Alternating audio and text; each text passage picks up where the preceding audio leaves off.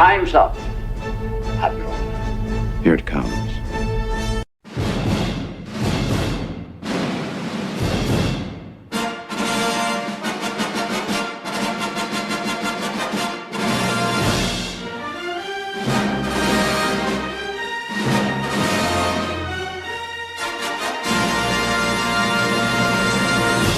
Fade in. If somebody's going to try to blackmail me with advertising, blackmail me with money, go f yourself. But go f yourself. Is that clear? I hope it is. Hey, Bob, if you're in the audience. What's the matter? Take yourself a great big bite of meat. Taste the pleasure of the highest quality pork around. Give me the meat and give it to me raw. But we don't want Revan touched. No. Agreed. You don't want anything good touched. No. Agreed. Yeah. Because you know what? Disney Star Wars is a bad touch. It is a bad touch. Touches you in the bad place. It's a bad touch. Show me on the doll where Disney Star Wars touched you. I need a bigger doll. Oh, God. There's no doll left. Two things. No, one thing is guaranteed to happen, Adam. I'm going to get naked. Either way, either from celebration or depression, I'm getting naked in some way, shape, or form. It's happening. Period. Not up for debate. It's happening. You got to watch it. You got to hit the like button. We've got to get it up for him, guys. Come on. Everyone who's watching this video needs to that. go over Don't there, say it like that. And share the video. We got to keep going. Don't they have to get it up for me? Don't say it like that. God damn it. Oh, yeah, is that sauce good? Oh, that sauce is good. This is why I do crystal meth. Ooh, so exciting. It has shown us one thing. The fake fans, the stands, they show up. They showed up for all of these. But they're not an audience. Nope. They're a bunch of weirdos hanging out in a parking lot watching each other do weird shit. Oh, God. I don't know where I come up with these. They just happen. Are you out there watching them watch them? I can hear them from where I am. That's the Oh. A lot of squelching. Yeah. Listen, at least I don't have to clean it up. That's good. Who writes someone that's a genius and that everybody is over there sucking her toes, and then you got to come over here and then say something ridiculous like, hey, victimize me, daddy. I dangled for too long there. That wasn't fun. Like, I wanted to dive into her deep pool and swim around in her labia. I'm still jerking off in front of my console. When I was swarmed by bugs, Dom H, the hero that he is, waded into that maelstrom of claws and jaws and gook and pulled my dead ass out and got me to safety on the ship. Dom H is a patriot and a hero. Yeah, that was really gay. Hey, man, you don't know what it's like being in the shit with the bugs everywhere, man. It's terror. It's a nightmare. It's horrible. Bugs make you gay? Kind of explaining why Bill Gates is pushing so hard for us to eat bugs. This is Harlem, baby, and we doing nothing but blackity. I'm like, listen, sir, can we just have a superhero show? The cops are on my back, Luke. You gotta get these blue folks up off me, dog. I'm like, bruh, how much more of this I gotta want? I'm retarded. Listen, I've said this before. I'm going to say it again. The only reason the world hasn't probably imploded is because of porn. Because you take away the porn, World War IV happens. We're going to skip over World War III. We're going right to World War IV. All right? We need release. We need relaxation. We need things. Whatever scratches your itch, whatever gets you going, whatever gets a rise out of you. As long as you keep it to yourself and you're not hurting anybody else, especially kids, more power too. I don't care if you're a goddamn furry. I just want to see it. But people need their release to stay calm, to stay relaxed. All right? You take that away, enjoy an actual revolution where people of all sides don't agree on anything. We'll come together and say, no, I'm not living under this world where I can't touch myself. All right? No, this is the reality we live in. It's just there.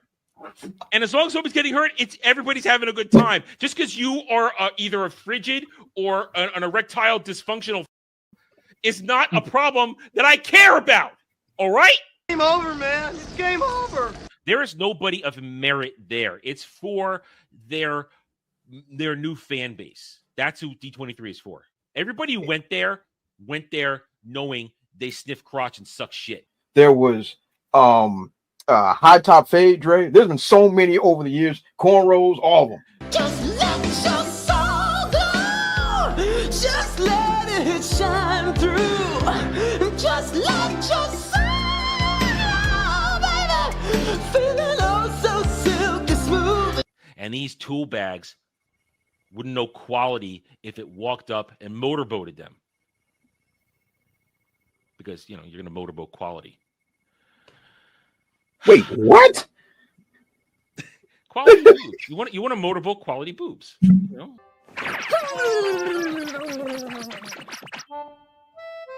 we go. All better now. Man, titties are the greatest things on earth.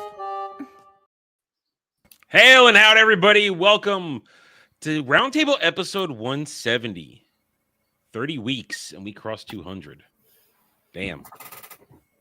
I don't feel special at all. Anyway, welcome, everybody. We hope you're having a great Sunday afternoon. I don't know if I am yet. We'll find out. We got 2 hours to find out if I'm having a good Sunday or not. But we got a good show for you today. But before that, as always, hi, Jed. Hi. Okay. Hi, Dre. How are you? You just say hi. I was waiting for a question. You're always jabbing some rib at me or set up something. Am I doing okay? No, nothing. Just hi. No, move on. Whatever. But how are you? Well, I'm not doing okay, and I wanted to be asked. All right, you're not doing okay. Why aren't you doing okay? Well, I got a 1-2 whammy. Air conditioning unit at my house broke, and Witcher set photos came out. Oh shit! All right, first you're a it swamp was bad. Man. That's bad. Oh yeah, That's AC. It got well over the 80s inside the house the last couple days, and the humidity's up in nearly the 70 percentile. And yeah, it wasn't fun, especially because I bought this AC unit, a big one for the house, 6 months ago. It's 6 months old. And brand new. But luckily, I did get the guy out today. He has fixed it. It's fine now. Okay, good. It turns out it was an installation issue. They wired it wrong, and it's only getting hot now, so we only just noticed. Dude, listen. HVACs it's an industry, and you got to make sure people do that shit right. I mean, I've had the AC die on me when it's 80 degrees out there, and that ain't fun. So at least you got it fixed right away. That's good. Yeah, got it fixed. All good now. And then, greeted with Witcher set photos as soon as... I didn't know that. As soon as it started to cool down. It's not great. It's not great. I want to see. I have them ready whenever you want to see them. Let's get through intros. Hi, Dragon Lady. How are you? I'm doing all right. Good to be back after a couple of weeks. Just after Easter, so... Yeah, good to be back. Well, welcome back. As always, we're happy to have you here. Yeah. Dre, how are you? I've had a good week, but yesterday was so absurd with the weather that it kind of messed it was nuts up yesterday, wasn't it? We had all 4 seasons yesterday, and that was absolutely bizarre. I mean, I was like, please stop raining so I can take the garbage out. Yeah, like I was cutting my grass, and then literally. You can see Thor appear over me, and the cloud just came in, downpour. But yeah, other than that, it's been great because it's a great, very, very great time because my replica Intercontinental Heavyweight Championship is finally done. So I am very excited. It looks like the OG too. It is the OG. That's the OG, baby. Yeah, that was held by the Macho Man. The honky tonk man. And the honky tonk man. I ever tell you the story I heard about the honky tonk man? Ever tell you guys this one? All right, I had a friend. He had a brother who was somewhere, I forget where, and he was in a bar at one point, and Honk was there at the bar, and they got to talking. And at one point, honky tonk man says to him, "Remember, son, all women are whores."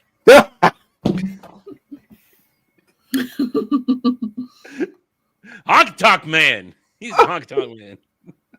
Yeah, but it's been a up and down week. We had the NFL draft, so that was interesting, and then this drama with Andor, which I'm sure we're going to talk about. Yes, had nothing to do with it until later on this week. So we'll talk about it. Unfortunately, we have to talk about this. Because that's part of today's show. We're going to talk about the Andor stuff, but I'm hoping to talk about it in the actual nuanced way that, in my opinion, many are not. They're missing the actual point in all of this and what's at the core of this. Not just the flashy, oh my God, an essay scene. We got to use the appropriate terminology here so YouTube doesn't get angry at us. That an essay or near essay, because let's also be honest, there is the correct idea that nothing actually happened in the scene. It was a scuffle. And so we're going to get into that and everything surrounding it. I have a whole thing ready to go for that. We'll talk to box office. We have to do a little box office talk. Then we've got a discussion topic that I pulled out of my ass because we need a topic. Because outside of Andor, what the hell else happened this week? It's a video game release or two.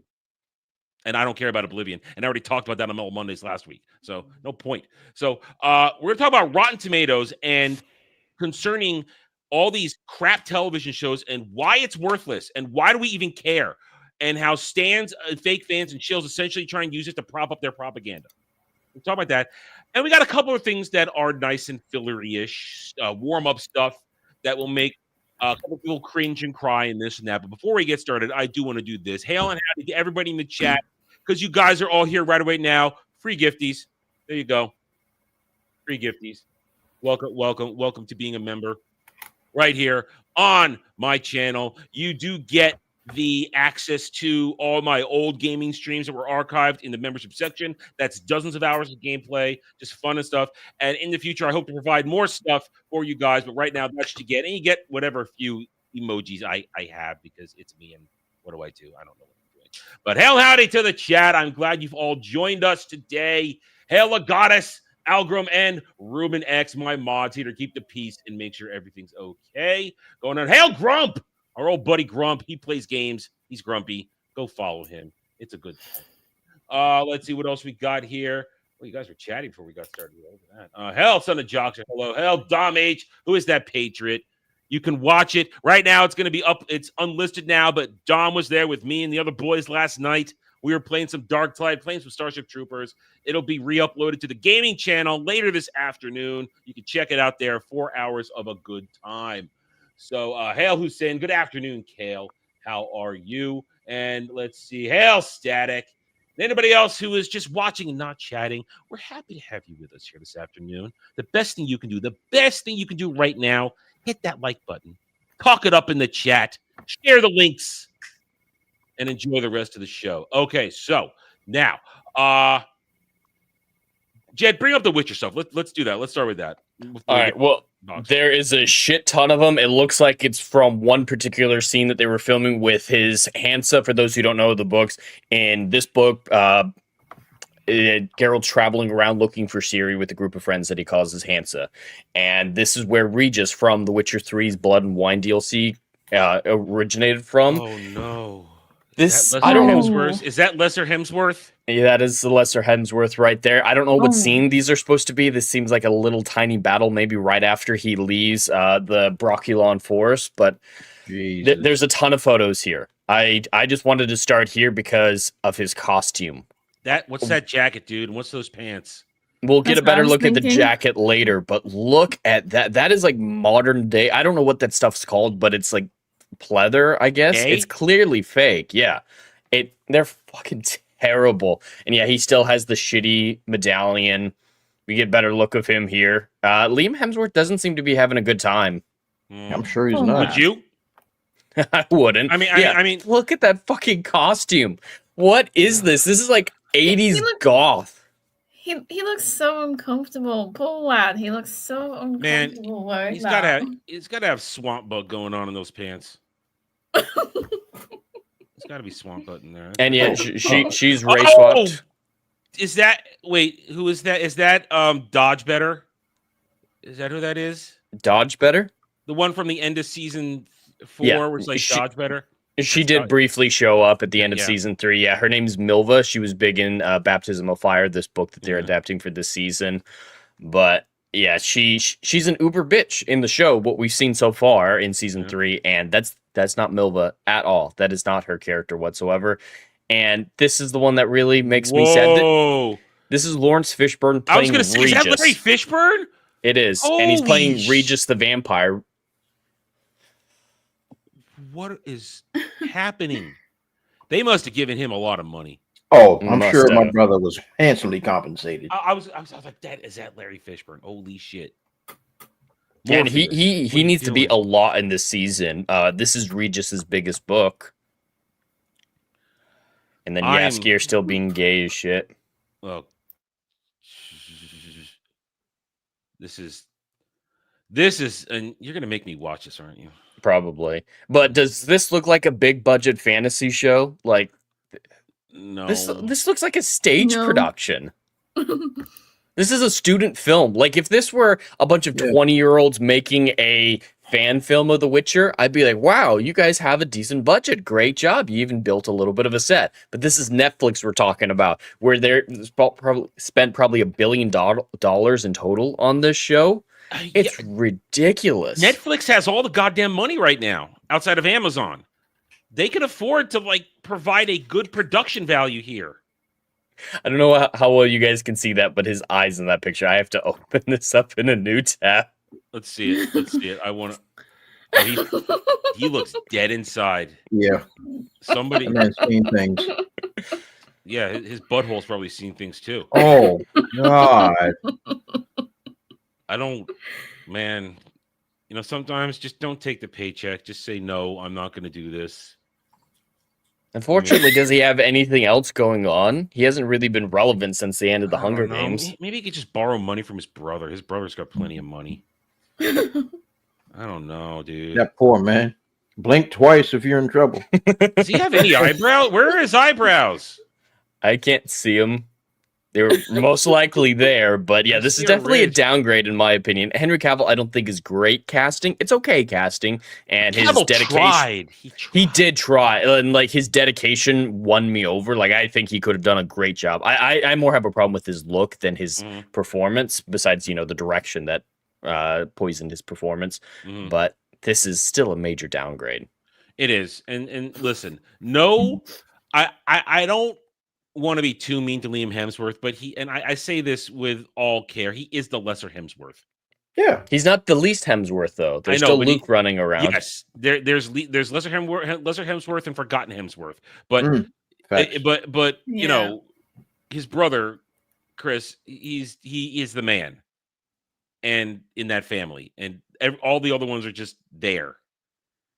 Chris could have made a decent Geralt. Oh well, yeah. I'd want him to slim up a lot though. Like I like his physique.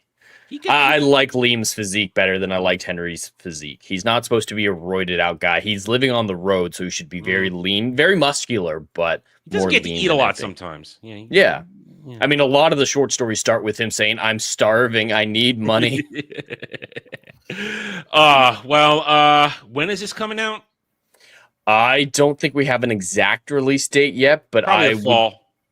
I'd be surprised if we got it before the fall. Because this is old. This shit's been done for a while, hasn't it? Yeah, season 4. They're about to start filming season 5, I believe. They're currently filming season 5. So they're trying to make them release really close together just so they can get it over with. So they might wait until season 5's finished filming before they finish the post-production of season 4 and then get season 4 So maybe out. winter. Maybe winter. I mean, the original season came out in December, but since then it's been mostly summer releases, so they might be trying to go back to Christmas release. Well, either way, Jed's gonna make me suffer this. So. Now, do I have to watch it by myself, or are we gonna watch it together? What would be better for you?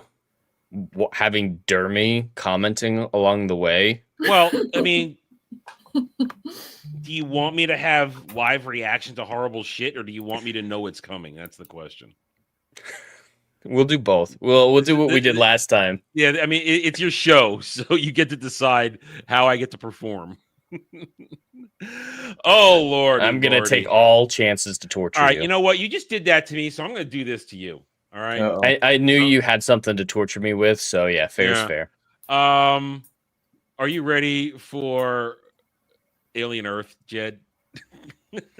I'm not ready for Alien Earth. I don't like the idea of the Xenomorphs coming to Earth prior to the events of Alien 1. That's why I hate Alien versus Predator. It's too soon. Like, you can't have prequels like that. Well, But no, I'm not looking forward to this.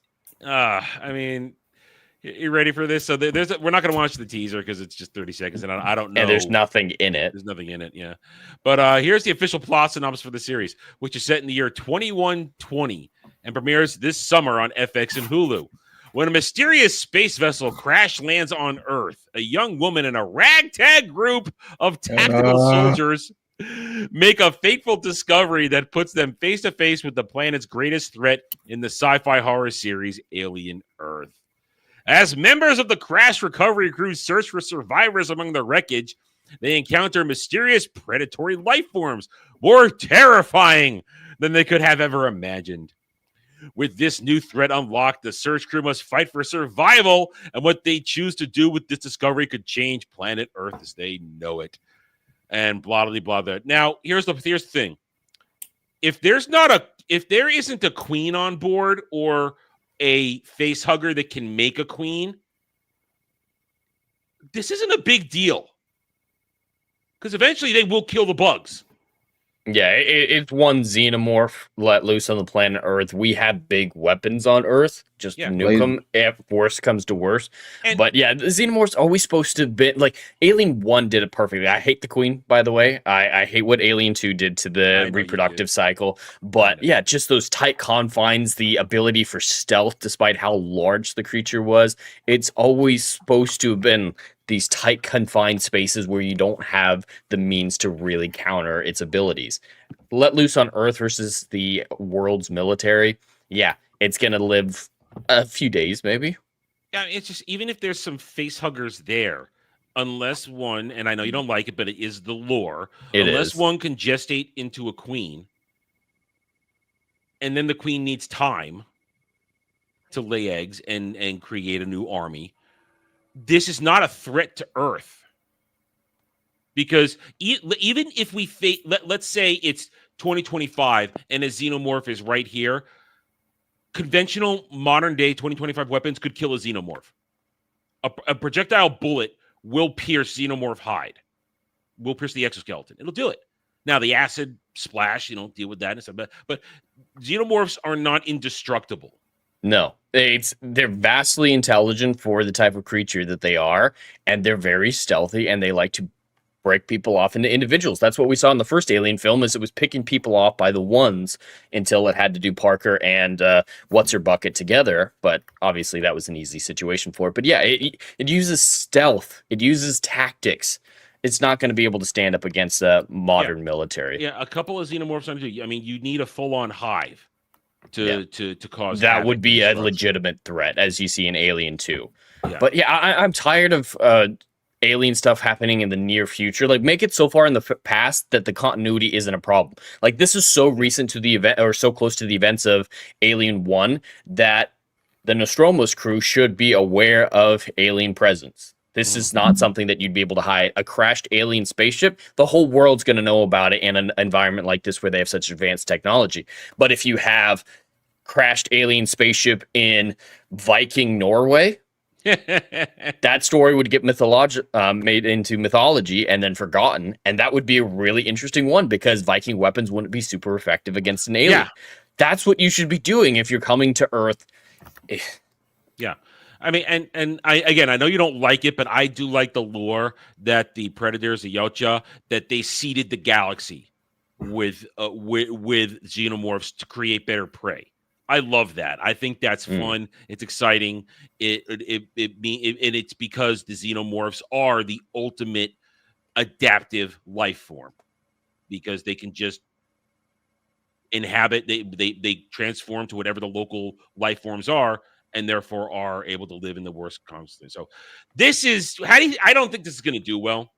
I don't think it's going to do well at all. I mean, it's on both FX and on Hulu, but I don't think people care enough. I think this is one of those franchises, just like with, I mean, we're not going to talk about it, but we've all seen the pics of the latest Predator badly. Yeah. They're not really testicles go into my body. Unfortunately, neither of them are very relevant franchises these days. That's the point. I'd love for them to be, but they've had so many bad entries over the last 20 years that they're relevant. I mean, after Predators Hunting Autism, Predators aren't doing so great. And yeah, Xenomorphs has been struggling since Alien 3. Which Alien 3 should have never happened. I hate that movie. That movie I still think it's better than everything that came after it, but yeah, it's not great. I prefer to say that there's one Alien movie, but I will accept people saying that there are two. Thank you, Jed. Thank you for your permission for us to love aliens. I didn't say permission. I just said, okay, I won't argue with two. Point is, you're absolutely right. These are essentially, I don't want to say dead franchises, but they are not healthy. Well, Romulus didn't do great. It was received decently from the people who went to go see it, but the box office really didn't support it. No, and it's already faded from memory. Nobody talks about it, nobody remembers it. They don't know what to do with these movies. It's a very simple concept. Monsters fight monsters. I mean, humans fight aliens, predators hunt things in situations, but don't have it on modern day Earth. I mean, right here, Hussein mentions it. Predator movies, 1 and 2, modern day Earth. No more modern day Earth Predator stuff. Go to the future. Don't need to do that. We don't need any of this stuff anymore. And this 2120, that's only 100 years away. And it feels like a lot to us because, while I plan to live forever, I know Jed and Dre won't be there.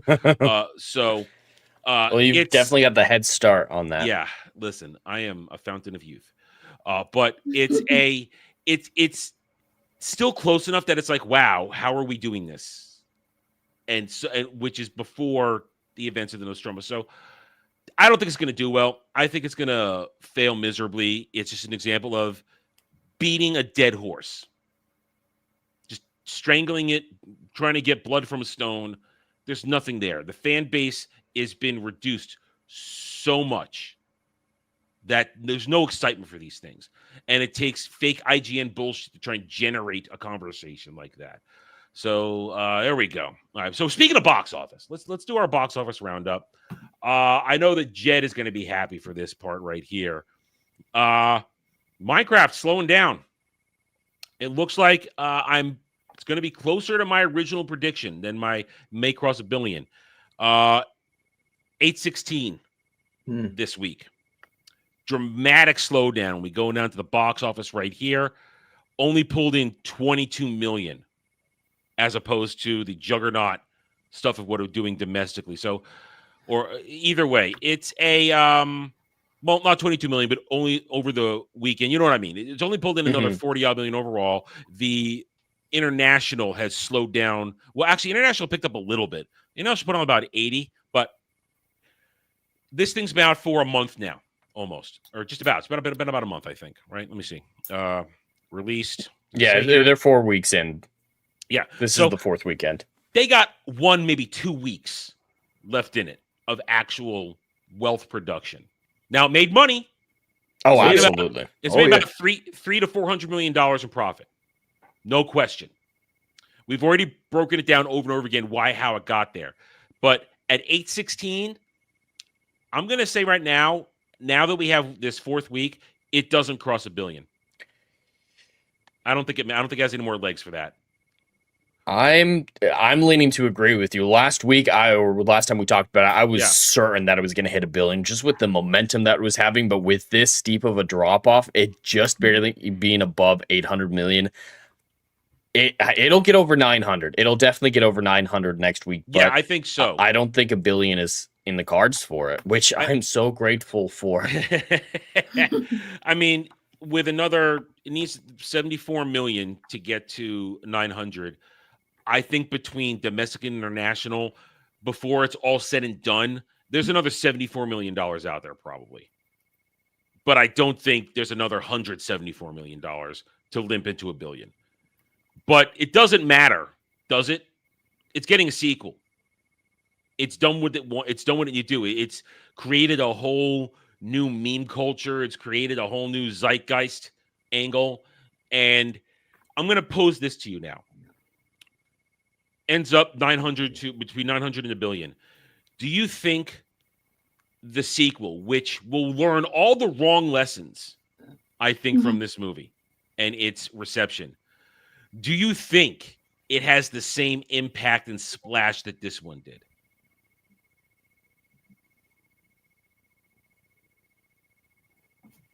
No. No? I don't think so. The only reason I say that, I'm glad that people have enjoyed it and everything, but what's going to spawn from this film? Like, I don't see. I'm not talking about like a sequel or nothing, but as far as like where is this film going to be a template for any films going forward, for films to be successful? I don't think this is the recipe. The only reason this film made money is because the game is absurdly popular. Within, I guess, technically 2 generations now. I mean, this Jones been what, like 2010 was this? I think. Yeah, I believe 2010. Yeah, so like around 15 years. So people that played it when they were kids, they're now adults now. Now maybe their niece, nephew, or maybe if they have kids of their own, they're now playing it. So because it was a generational game, is the only reason this film made money. This, like, from what I've heard, is I'm not spending a dime on this, and I'm not even having the good Captain Jack deliver it to me. It's like everybody that's seen it is like, hey, this is mid trash. Yes. And like the only reason that it's made money is because how popular the game is. Unless you get another franchise, which are very, very few that have the type of magnitude that Minecraft does, you're not going to move these type of tickets for mediocre trash. So I don't think the impact is really going to. We're going to forget about this once it's out of theaters. You know what I mean? So it's just not. It's going to get avatared. 100%. Okay. 100%. I hope it doesn't get Avatar 2, though. Make $2 billion and make us all scratch our heads on how the heck the sequel come out and it still does really well. I agree with Dre. I think the novelty, by the time we get to the sequel, it will have worn off. And I do not think the meme culture that probably tacked on at least $200 million to this movie, I do not think it will have that same level of viral nature that this one did. I now 2-3 years from now, I could be made to look like a fool by saying this, and I will say I'm wrong, which I had to say I was wrong about this movie in the first place. But I just don't, because considering like what you both just said, this movie is utter trash. Anybody with a brain, go see it. People are not claiming it's great. They say it's trash. They're happy about the stupidity and the memes. Nobody's going to go see a sequel because it's awesome. And I think that everybody got it out of their system for Minecraft movie with this. So the second one will probably make money, but I don't think it's going to reach the levels that this first one did. You used the correct word there. The novelty will definitely have worn off pretty soon here. And the whole thing about memes is that they're short-lived. That's kind of the main thing about meme culture. I mean, last year, how big was the Hawk Tuah girl? So big that Hollywood thought it was going to be a wellspring of money for years and years to come, and then 3 months later, who gives a shit about the Hawk Tuah girl? I think it's the same thing with this, where even the people who were enamored with it, who are doing the chicken jockey stuff, in another few months are going to be like, oh yeah, that was kind of funny, but not think about it unless they're specifically reminded of it. And sequels to memes don't work. Like no one's going to be able to recreate the Hawk Tuah girl and find success. Memes are one-offs and short-lived. That's a whole idea of meme culture. So I don't think the second one will be able to live up to it because it's going to be imitation. And the people who like memes, they like originality, not imitation. So I at least hope that's the thing. Yeah. I hope that the second one doesn't do well, but there will absolutely be people trying to recreate the success of Minecraft. We are going to get more video game movies in the next few. Coming? Yes, they've already greenlit the sequel. They've greenlit the sequel, Dre. It's happening. It's going to be awful. What are we doing? But, Jed, you're right. Hollywood, what's left of it, is going to learn the wrong lessons from this. 100%. As usual. So, we'll check back on this until it's done with this run, just to keep tabs on it. But there's no more story to Minecraft. The only story is will it hit 1 billion, and we don't think, but we'll see where that goes. But there are other movies that came out the past couple of weeks, and I feel because we talk all the time about bad movies not making money and somewhat good movies maybe almost making money. I want to just have the quick conversation about other movies. Now, everybody's making a real big deal out of Sinners. My thoughts, I don't care about this movie. I don't care how good anybody says it is. I do not care. I am not going to watch it. I'm likely never going to watch it unless one of y'all make me do it for driving somewhere down the line. That's the closest we get.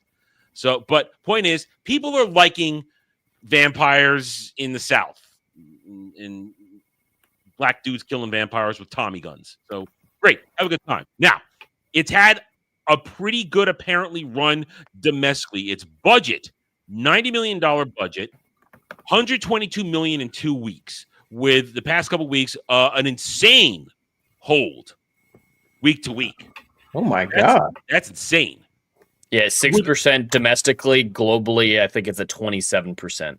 I mean, yeah, globally only made $39 million, so it has not made anything on the international box office. I don't know if it's got a staggered release, but let's see.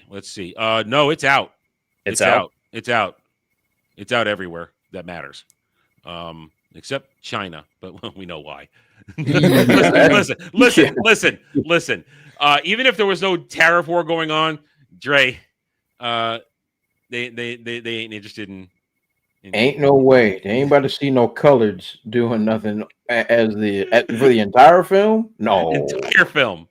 No, entire film. The Chinese ain't interested. So it's out everywhere. It's had a very weak international bring in, but everybody's enjoying it here in America, and I mean that's a pretty good release. They've increased the theaters. That's a lot of theaters. 3,300. That's a decent amount of theaters. And from all accounts, well-directed film, well-acted film, people enjoying the story, the characters, and that. But here's the thing, though. I did the math. $90 million. This thing needs 225 to break even. Yeah. And unless the international shows up, it won't. It might just barely break even. This thing, I don't know if this is going to make profit, despite the fact that people are enjoying it and liking it as what is essentially a low-budget thriller horror movie. Yep. So, will Hollywood learn any good lessons about this? Make somewhat low-budget movies that appeal to genre aspects and stuff like this? They should just pay less. Spend less money on movies. Like if this movie cost $40 million to make from what I've seen in the trailers, that would be a good budget for this type of film. Like it doesn't look like it's got anything crazy it's got to do visual effects wise or anything like that. No. And it stars, I mean, Michael B. Jordan is massive, but not on the levels of, Robert Downey Jr. requiring $10 million or something like that. I mean, it's still... It could have gotten made on a $40 to $60 million budget and would be in profit right now. That's the lesson that Hollywood should learn: is make cheap genre films and make profit based on those films. They're spending too much money. $90 million is too much for this type of film. I agree because, like I said, Michael B. Jordan, a legitimate star, and someone who doesn't shoot his mouth off. So there's no air of F right off, dude, whenever he appears. There's just not that. At most, sometimes the only thing you might get is another Michael B. Jordan project. That's at most what you might get. Not to levels of Pedro and Zendaya, mind you, but that's as much of it. So I have nothing bad to say about Michael B. Jordan in any way, shape, or form. But I agree, $90 million. It's not like Haley Steinfeld, who's the vampire in this. Not like she shouldn't cost a lot of money. Yeah, she's having a nice career at the moment.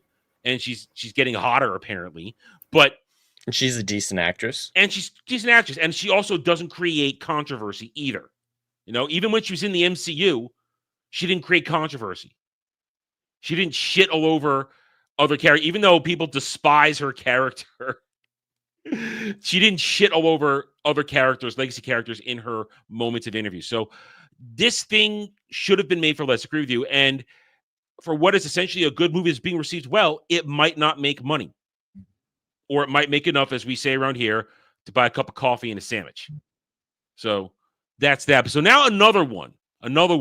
The Accountant 2. $80 million budget. Domestic opening weekend of only 24. I don't know about international. Let's take a look. That's a very weak international. It's been released internationally, so we don't even have the numbers yet. But those aren't the major markets. Not really. Yeah. Except for UK is the biggest market. Yeah. Yeah.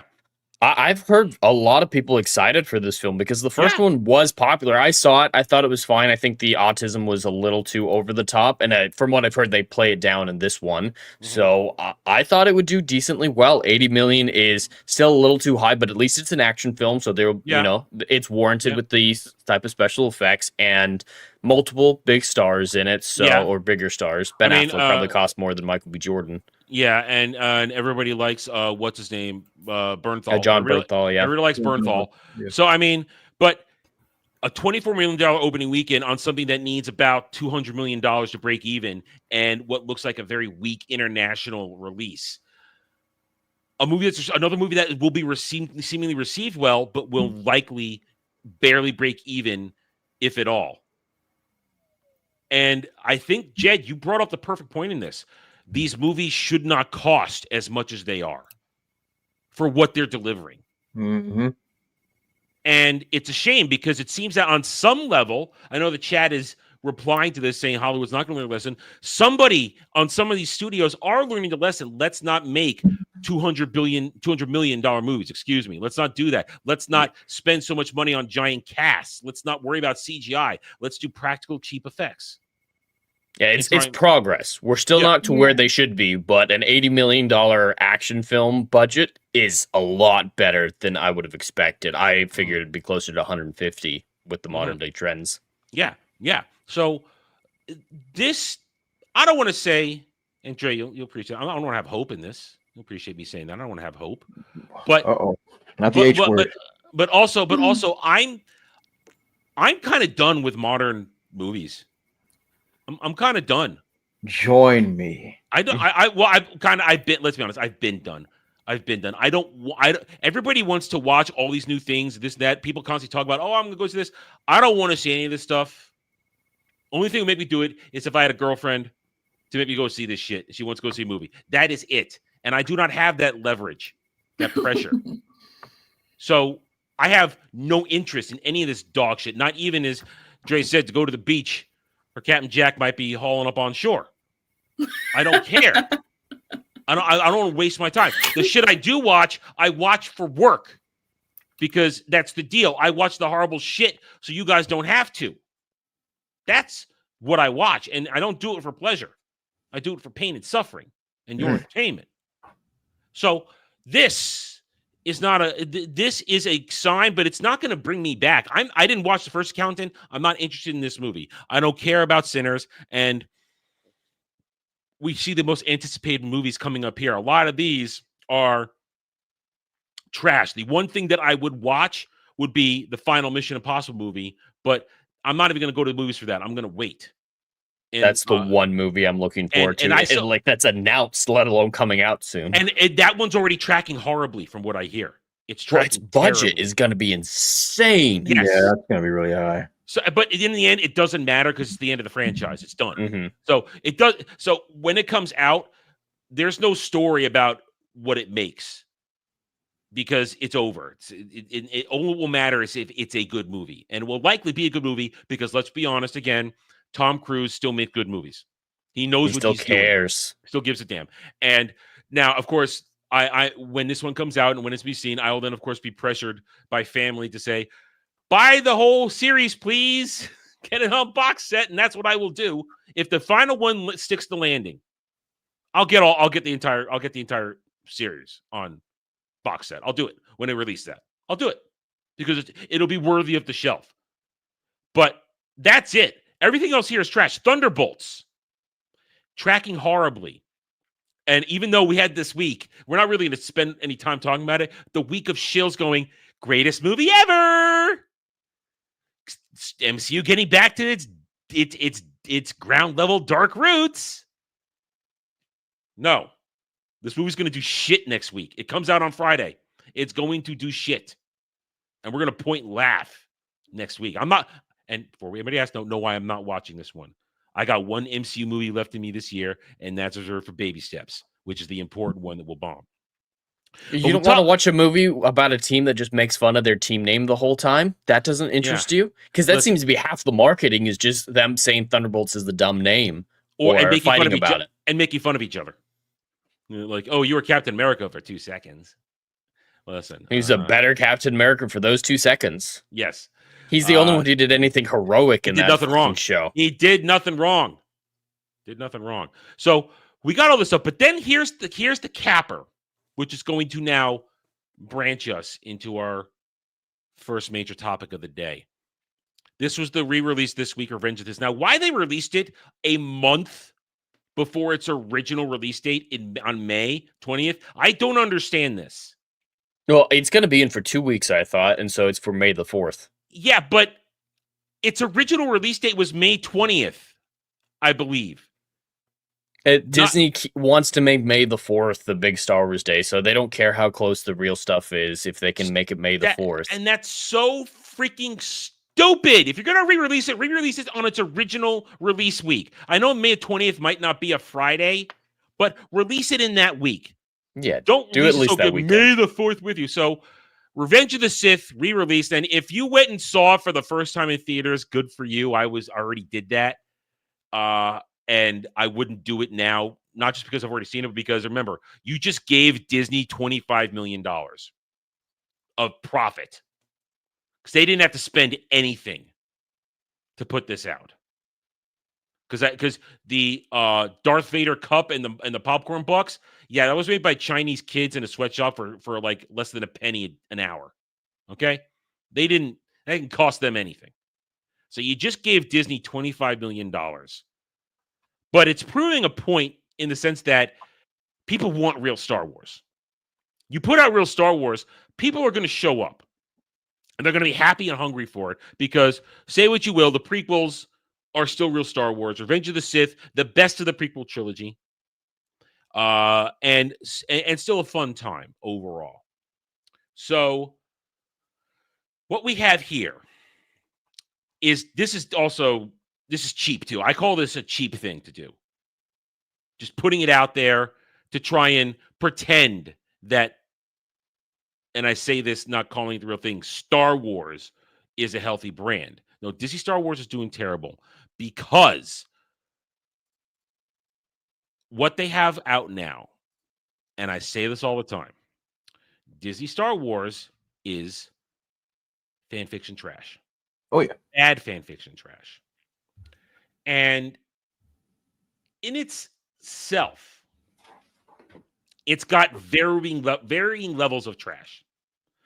I mean, at the peak of the trash was the Acolyte. Because that was just that was a thing made for the most ideological reasons ever. To appease and appeal to weirdos and degenerates. Because Leslie Headland is a weirdo and a degenerate who once served at the beck and call of a monster. But then you go down, and then you've got like the Filoni block of garbage. Filoni-verse, Mando-verse. No depth to it. The purest, unadulterated shit you will ever get that is the fakest of fake Star Wars. Because Dave Filoni hates George Lucas Star Wars and wants to recraft it in his image and do what he wants to do now that he's off the leash. All right? There's that.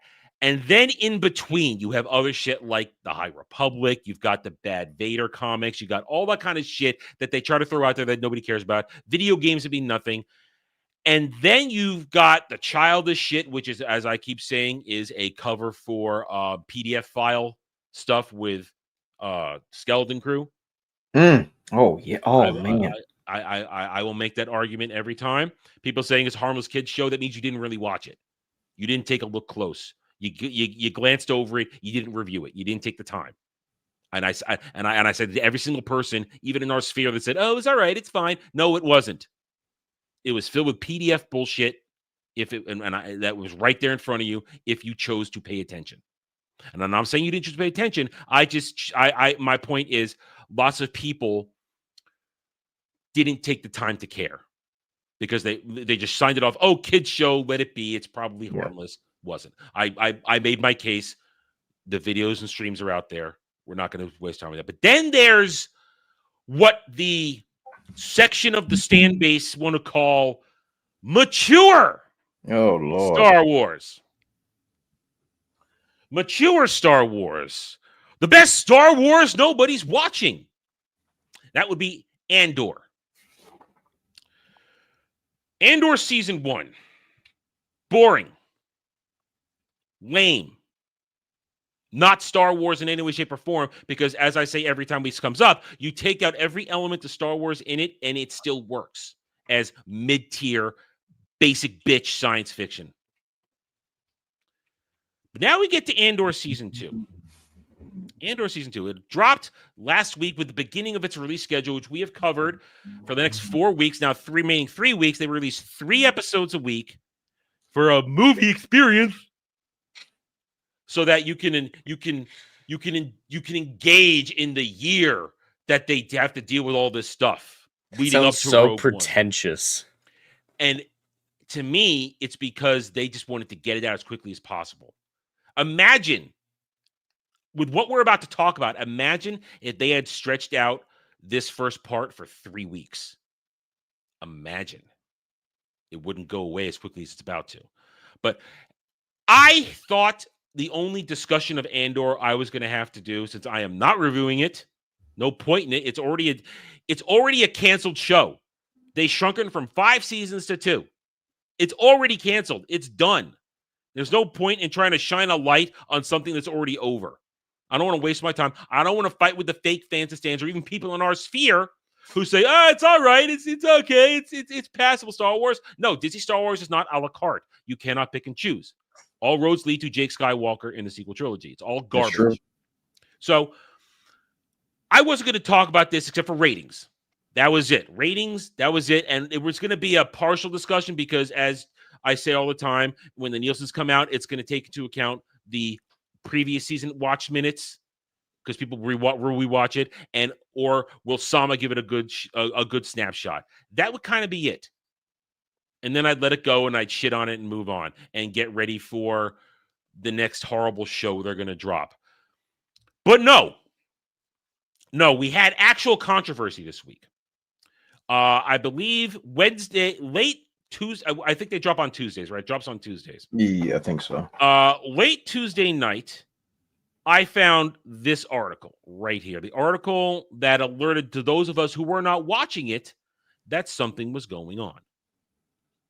Andor star Adria Arjona, on grappling with the most intense storyline in Star Wars history, it felt really liberating to be able to do that. Now, I didn't know what this was yet. I had bookmarked this to read it the following morning to see if there was anything I wanted to talk about concerning Andor and Disney Star Wars. Well, I woke up the next morning to find out that it's about a SA scene where her character, Bix, a fan fiction trash character that is dumb and retarded,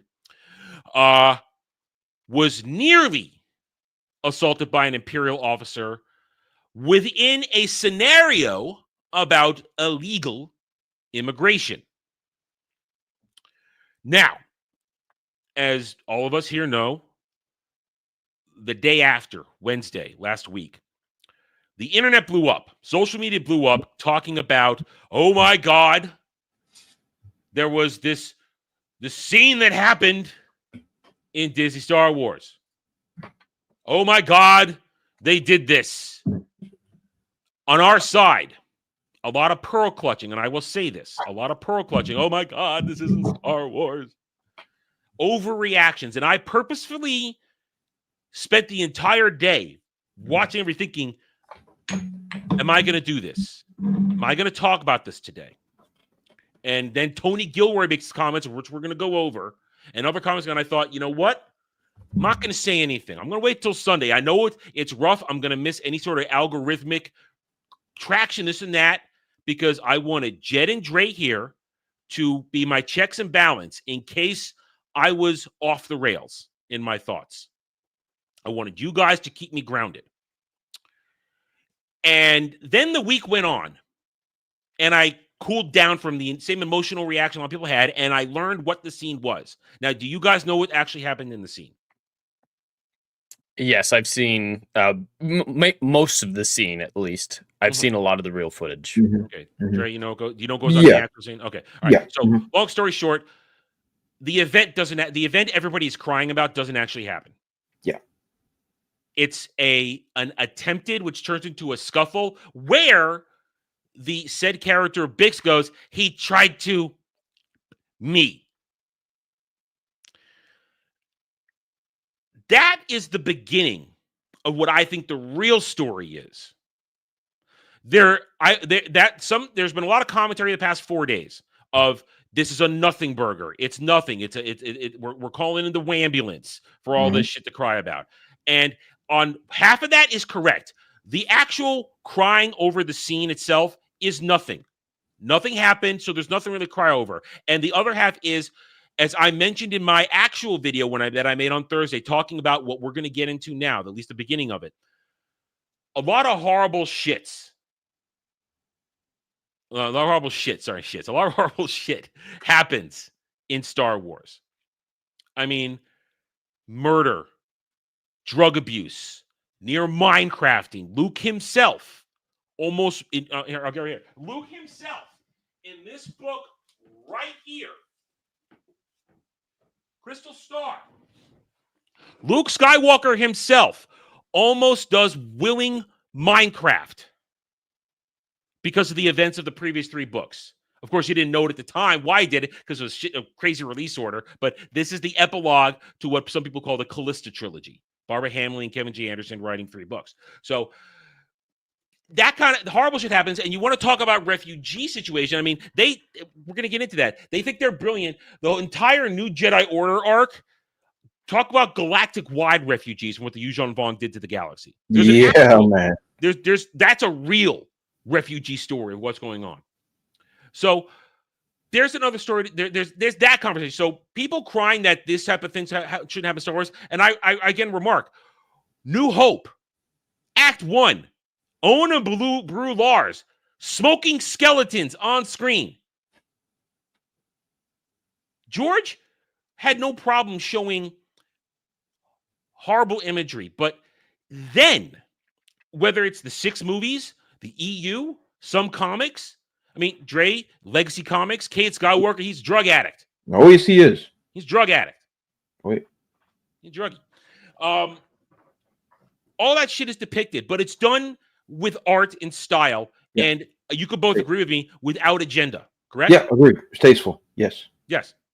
It's not done to push any sort of political agenda on anything.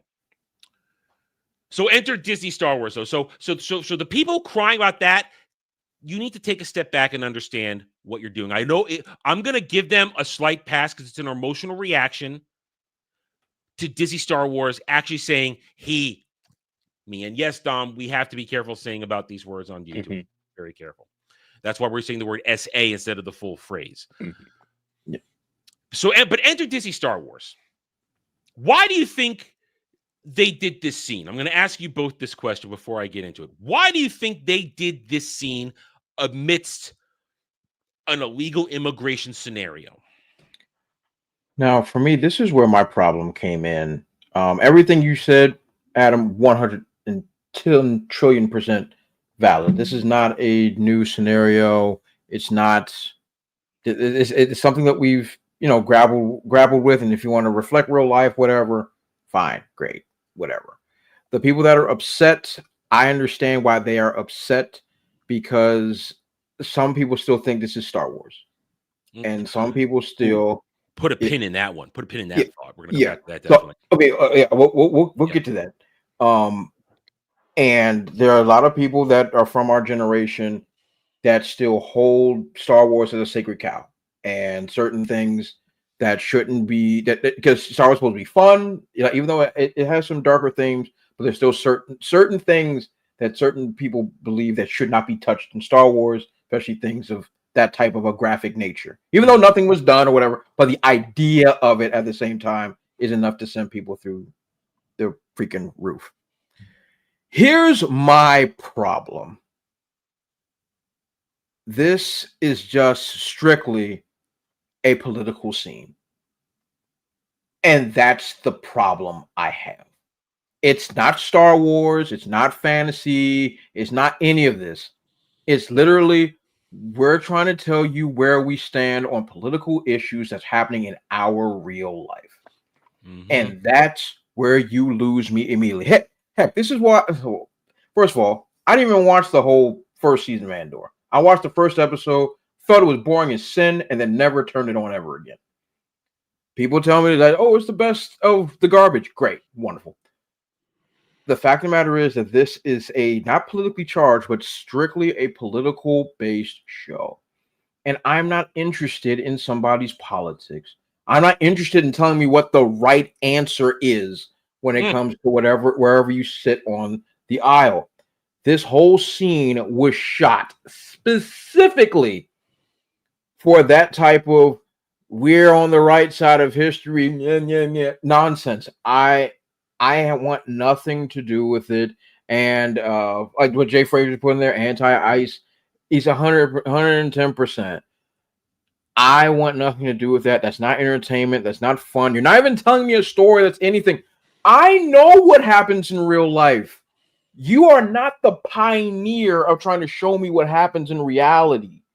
You are supposed to be a pioneer of creativity, but you haven't been that for quite a few years. No. But if your whole point is this is the terrible things that happens to immigration, blah, blah, blah, I don't care where you stand on immigration. I don't care if you're pro, anti, whatever.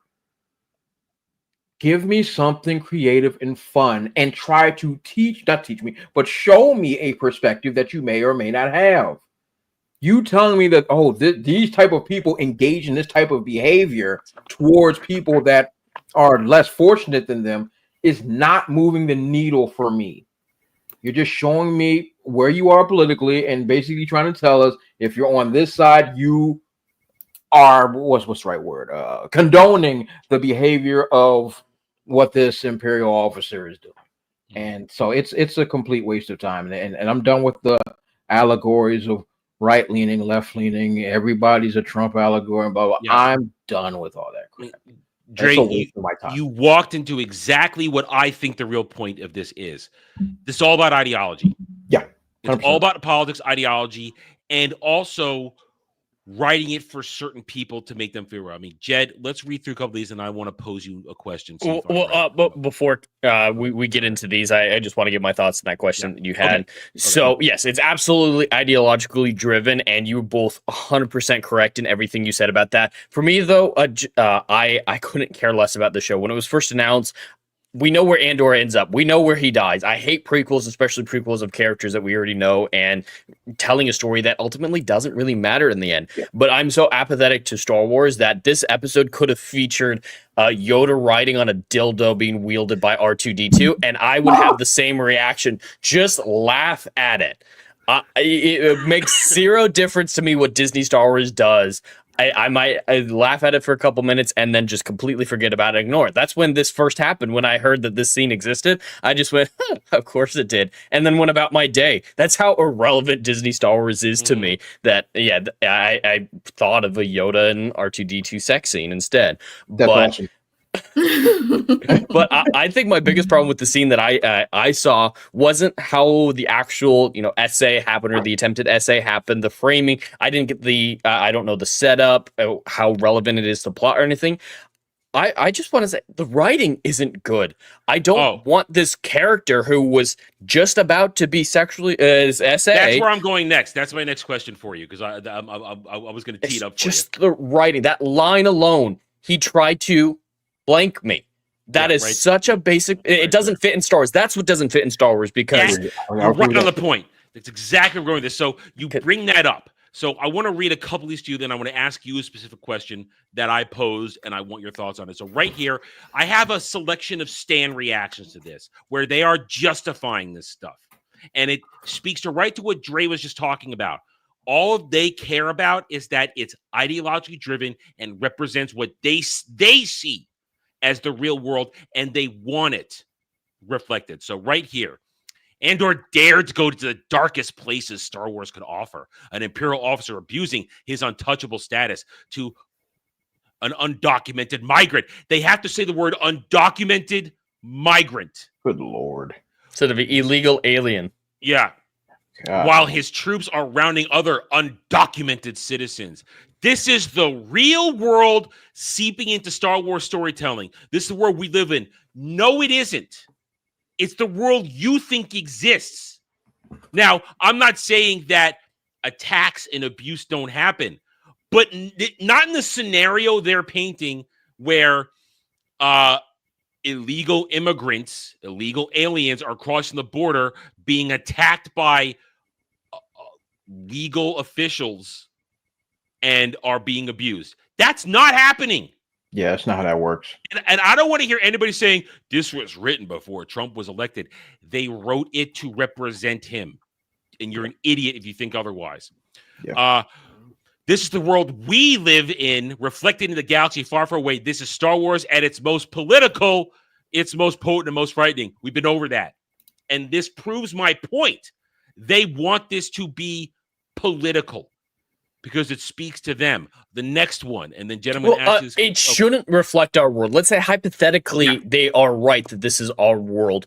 Why on earth would we want it in a world, in a universe that is a galaxy a long time ago, far, far away? Why on earth would we want that? Escapism is just so devoid from their ability to grasp. And the definitions of politics, like we always talk about, there's a lot different between the overall politics of the prequel trilogy and straight up having a Trump stand-in. Those are vastly different things. And they're just pseudo-intellectual political science majors. There's actual political science that can be wielded in storytelling brilliantly. And I think the prequel trilogy didn't do a great job at showing the complexities of it, but it tried, and in the correct manner. Using analogies from ancient history like Rome, that's absolutely on the table. And maybe doing a little bit with, Germany in the 1940s with the naming of the stormtroopers. Okay, a little bit of that, but that's the most recent we should ever get. And just celebrating this is just the death of creativity, the death of escapism. This one right here, I'm going to ask you this question now. This idiot who I have tried for ages to get blocked by, and I didn't. People want darker, more mature Star Wars, then complain when we receive darker, more mature Star Wars. Some people simply struggle to comprehend a more mature story structure. Remember, for someone when it comes to Star Wars, flashy swords and pew pew equal good, mature writing equal bad, to be followed up by this moron. Well, if that were true, the sequel trilogy would be popular. Yeah. This moron, Star Wars cannot handle mature topics, is one of the biggest reasons why we've gotten nothing but dog shit for years. Not gonna lie. This is now the splintering of the stand base. Well, that's another topic tonight. But you got these two things right here. Mature writing is not what they think it is. No, it's not shock value. There it is. You said exactly where I was going. Shock value moments is not mature writing, but they being Tony Gilroy writes this to appeal to people like these morons right here who want to throw around words like fascist and fascism, who want to throw words around like mature writing, not understanding what it is because it's made to appeal to their low IQ so that they're made to feel smart. It's like, oh, I get this mature moment, this scene that depicts the real world that I live in, and I understand it, and I'm the smart one, and all you people who are against it and don't understand it, you're all dumb. It is made to do that. Jed, that is not mature writing. Like you just said, shock value is not mature writing. It's writing for the low IQ to make them feel smart. That's a great way of putting it, to make the low IQ feel smart, because there are different definitions of the word mature, and these people are grouping them all together. There's mature content, as in sexual content, violence, gore, and profanity. Those things are mature content. But there's also the mature content that requires maturity to understand it. If you're just going the Game of Thrones route, where it's mostly shock value in the later seasons, great. That's technically mature storytelling, but You don't need to be a mature person to understand what's going on. You contrast that with something like Lord of the Rings. I would call Lord of the Rings mature storytelling, not because it's graphic in its nature of sexuality or violence or anything, but mature in the sense that you have to be intelligent to understand it. And they can't divorce those two definitions from their mind. So the moment that there's a sexual scene, they're like, oh, this is mature, I'm smart for watching this, is just such an asinine, childish perspective. And shock value will never be a good substitute for deep and intelligent writing. Just saying that I don't know the scene, I don't know the character, but I just immediately think, oh, so she's dead inside, because someone who actually is in this is right after it fucking happens. This is right after an attempted essay. A real victim would be a little bit shocked by it. A real victim would have trouble articulating these words and going straight to the very obtuse language that she uses here. A real character should be struggling to say this. A real character should be using euphemism or leaving the implication out there. But just saying, oh yeah, he tried to essay me is just so basic, bitch. Because yeah, they think it's mature storytelling, but I feel like Disney Star Wars doesn't trust its audience in this scene. So yeah, it depicts a mature scene, their audience, but they doesn't know exactly what their audience is. Yeah, it's for mature audience in sexuality or in mature content, but they know that their audience isn't actually mature, so they had to spell it out with this line. I think this line is just to spell it out because they thought maybe people won't understand what actually happened there. But if it was actually a mature audience watching a mature show in its complexity, of course the mature audience would be able to figure out and infer the situation that had just occurred. And that's my bigger problem with it, is it's not actually mature. It's just in your face. I love boobs as much as the next guy, but just because boobs are in a show doesn't make it a mature show. Yeah, I mean, it's shock value. This is shock value at its most blatant, because they had to say it. And they knew it, and Tony Gilroy knew exactly what he was doing. Because I'm going to jump to this right now over here. His comments about this. Some people are saying it's not a big deal. Some people are saying, oh, you don't understand. Let's see what he has to say when interviewed by The Hollywood Reporter. When asked about the big scene, Andor creator Tony Gilroy explained to The Hollywood Reporter that when telling a story about war, shying away from SA didn't feel truthful. I get one shot to tell everything I know or can discover, or that I've learned about revolution, about battles, with as many incidents, as many colors as I can get in there without having the story tip over. I mean, let's be honest, man. The history of civilization, there's a huge arterial component of it. That's that R word there. All of us who are here, we are all the product of it. Now that I have a problem with. I mean, armies and power throughout history have committed it. So to not touch on it in some way, it was just organic, and it felt right coming about as a power trip for this guy. I was really trying to make a path for Bix that would ultimately lead to a clarity, but a difficult path to get back to clarity. Asked about Disney's reaction to the scene, Gilroy says he didn't get any studio pushback. No one ever said anything about it ever. But I mean, we have limits on what we can do. We are very aware of what we can do sexually and violence-wise. Those limits are made clear. And it was about politics. And the core of this comment is this part right here. We are all a product of it. Last time I checked, in my family line, nobody was a product of it. Some people saying this is him trying to make a point that it happens in history. Then just say it happens in history. He could have said all that. Says it happens in history and war and pillaging and all that. I mean, Jed, we were talking about Vikings a minute ago. Listen, happened a lot in when the Great Heathen Army landed in England, and they did a lot of horrible things. But, I mean, it's absolutely true that it happened a lot historically, but I have a problem with this framing of it, because I feel like this is the same argument that are used by people who believe that we should have slave reparations. it makes it seem like we're directly benefiting from this culture, and that's what I have a problem with. I think everyone should be held accountable for their actions. Their ancestors' actions don't come into play in a person's evaluation of their morality, and this feels like he's trying to make us all feel accountable. Now, I might be different than a lot of people in the sphere when I say I think a lot of franchises, not all of them necessarily, but there is a lot of room when it comes to telling different types of stories in different shows like that. Like Doctor Who, I love the idea of what they did in the late 2000s, where you had the main show that was for everyone. You had the real kids show for Sarah Jane Adventures, which is hard for me to watch because it's meant for like 5-year-olds. And then there was Torchwood, which was for adults. I like that idea of the division in the franchise appealing to a lot of different people. So the idea of mature storytelling like this and something like this being in Star Wars, I think could absolutely work.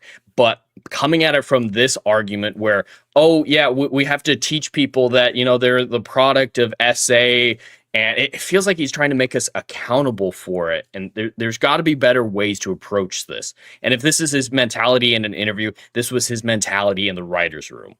Perfectly said. And when you mention that, the division of types of product you can get within a franchise, how many times have we been told, no matter what Disney Star Wars puts out, no matter what movie, show, comic book it is, we've been told when we complain about it, why are you upset about a kid's show or a kid's movie? Or that's my favorite thing to come out of this, because we can finally counter that argument. Every time we're like, Star Wars is really bad right now. Why do you care? It's a kid's show. It's a kid's franchise.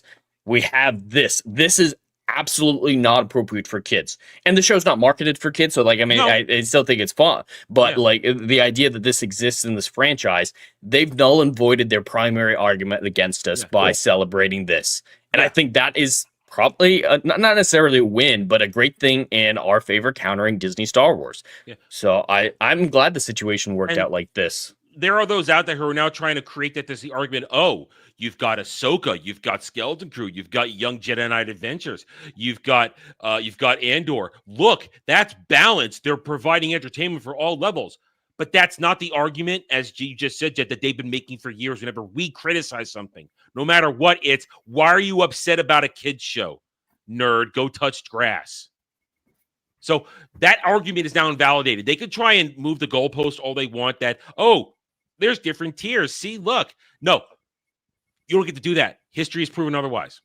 Just like when we talked about last week, Kelly Marie Tran no longer gets a pass because now she started attacking fans by changing her own history of when she was attacked in the first place, which never happened. So you don't get to change the rules. So we go back to this right here. So we had these guys showing us that they're the dumbest, lowest of low intellectually, that they think this is mature bullshit. But then you get this, back to what Dre mentioned, political. Again, the left cannot meme. Stans cannot meme. Andor is so cool. I wish liberal politicians would actually fight to stop fascism. We're real. From what I'm aware, from what this scene is in the beginning of season 2, she's fighting fascism by selling her daughter into an arranged marriage. That's very progressive. That's the scene. That's her story at the beginning of season 2. Okay. So that's very brave and empowering. Yeah, and then she dances to a beat that has now been released officially, and they're all slobbering all over it like it's the greatest thing ever. Point is, but to them, it's all politics, just like Dre laid it out in what he said. It's all about politics to them. He's thinking about the systematic oppression of women facing the workplace. That's just disturbing. They draw these things, these conclusions. And then some of my favorites right here. This guy. Now, this outside what we talk about, but, you know, what I see is a joke. The Trump campaign put out Trump 2028 hats this week for a joke. But now, as long as it's a joke, that's funny. Well, he legally cannot do it. He's not going to do it. But it could be, listen, there are multiple people out there with the last name Trump, okay? There are multiple people out there who are of age that might seek to follow their father into politics. Point is, I think this is funny, but they take it serious, especially this piece of shit. It's 2032. Trump 2028 was the only beginning. Someone had the bright idea of forming a rebel cell in Star Wars: The Old Republic, or Star Wars. I'm sorry, that means Star Wars Twitter. Unfortunately, you're about to get executed by your own comrades because it's come out that you once said Bad Batch is shit. I don't even know where to begin with this, but they are so warped brain, and this guy gets no relevance whatsoever because this is the same guy, and I saved this one for the moments like this. Neil is a fuckboy from Skeleton Crew. It's a little elephant boy. Yeah, that's a little blue boy, little blue alien. Yeah, same dude that said this. This is the stand base. Who, and I said, let's put a pin in it. We're going to pull the pin out now. When Dre said, they think they're the fans. Every single person we've highlighted in these comments that I have, let's just get rid of this right there, that I've highlighted in this conversation here, they think they are Star Wars fans. So much so that when we did our conversation last week, our breakdown of Celebration, I got a comment the next day. The usual first part, why are you even talking about this? If you don't like it, don't watch it. It sounds like you don't like it. No, it sounds like you hate Star Wars. Why are you even talking about it? Leave it to the real fans, the real Star Wars fans to enjoy. Go away. And that was what started me thinking about stuff at the beginning of the week. And then all the Andor stuff happened, which led me to this whole pulling this together this week. To what Dre said was absolutely right a few minutes ago. These people think they are the Star Wars fans. These people that think Star Wars is political, that think that you have to see stuff from the real world, that think Tony Gilroy is brilliant for saying shit like this, that think that, no, sorry, wrong one. They think that they are the real fans. They're not. They're not, because early tracking, it's not official because it's going to be a while before we get the Nielsen numbers, but early tracking, I have heard, I have no solid evidence, no actual reports yet, but the triple episode drop for Andor season 1 already didn't even get numbers to track legitimately, to track at all, really. That's the rumor right now. That the big episode drop, nobody showed up. The best Star Wars nobody's watching, nobody's still watching it. I feel comfortable saying, despite the fact that we've lost, we've won. Because nobody's watching it. These people think they're so broken, they think they're the real fans. But if they're the real fans and they can't generate any sort of ratings, the fact that they're all fighting amongst each other over why do you like Mando? Why do you like Ahsoka? All that kind of shit. And they none of them can watch me. I brought this on now. Tony Gilroy is an asshole for saying this right here, talking about Star Wars fans. Yeah, it doesn't make any sense to me. If you love this thing, then the more variety in it, the better. You can't talk about the Star Wars community. It's not a monolithic thing at all. There's 25 different versions in there. He's a dick for trying to say that, trying to shit on Star Wars fans like this, but he's actually right when he says this. Because I've said this in the past, which is why Star Wars fell so easily when Disney effed it over with the sequel trilogy. The Star Wars fan base is not a unified fan base. Never has been. It's always been at war with each other. But the difference is right now, what's left, the stan base, they're so minuscule. They have no ability to move the needle in anything. That when you show up either not on Samba at all or you barely show up on Nielsen's, that's a failure. That's a loss. When you show up to in no numbers to what we looked at in Celebration last week, I don't think they'll ever actually release numbers, but you see the videos. It's not a lot of people there. It's not throngs, and it looked like mostly tourists. Didn't see a lot of Asians in there. Japanese didn't give a shit, from what I could tell. Somebody could prove me wrong. Go ahead. I don't know, really, but evidence I saw, I didn't see a lot of local involvement in showing up to Celebration. Bunch of tourists bust in by Disney and Lucasfilm. They are not a fan base. They're a stand base. They don't amount to anything. The real fans, those of us represented here, in the chat, watching this stream or this or video later on. You are the fans, and as Jed just said, he's checked out. Checked out. And I only show up to make fun of it. Disney Star Wars is dead. It's done. In a year from now, let's say 14 months. 14 months from now, when they drop Mandalorian Grogu, that ain't going to make money. That thing's got a minimum $200 million budget. Minimum. It's only going to make about $500 million, which means it's going to fall. It's going to lose about probably $200 million in the end. There is no saving it. And I will say this: there is no accepting any part of this. If you like Andor, I'm done saying good for you. I'm glad you like it. No, I'm saying you're a party to all this shit. If you want to like it, admit that it isn't Star Wars. Admit that it is damaging George Lucas's legacy. This right here, this shit right here, this is not how George Lucas would have presented this. It's time to understand. Disney Star Wars is done. Do not accept it in any way, shape, or form. Do not embrace it. Reject it in all ways. You can like it, but you have to admit that it's not good Star Wars, that it is Disney Star Wars, and that it has that everything involved in this, everything from Filoni to the hacks writing, the Let's Get High Republic, to the comics, to the lame-ass video games, it is all damaged to the point to where the majority are in Jed's place. They're apathetic. They're not even angry and pissed off like I am. They're apathetic. They don't even feel like making fun of it anymore. And they only get a rise out of this week because people got super emotional over a moment.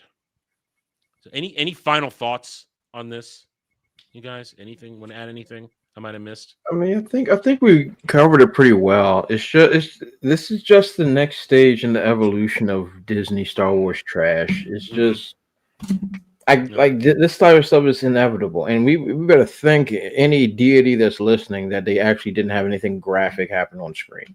Yeah, we'd be having a different discussion right now. Then we need different discussion. Yeah, but that's the only thing we can really take solace in. But this is just trash. Yeah, it's just trash. And then there are those that are trying to keep the trash afloat. All 5 fans of this stuff, like it's.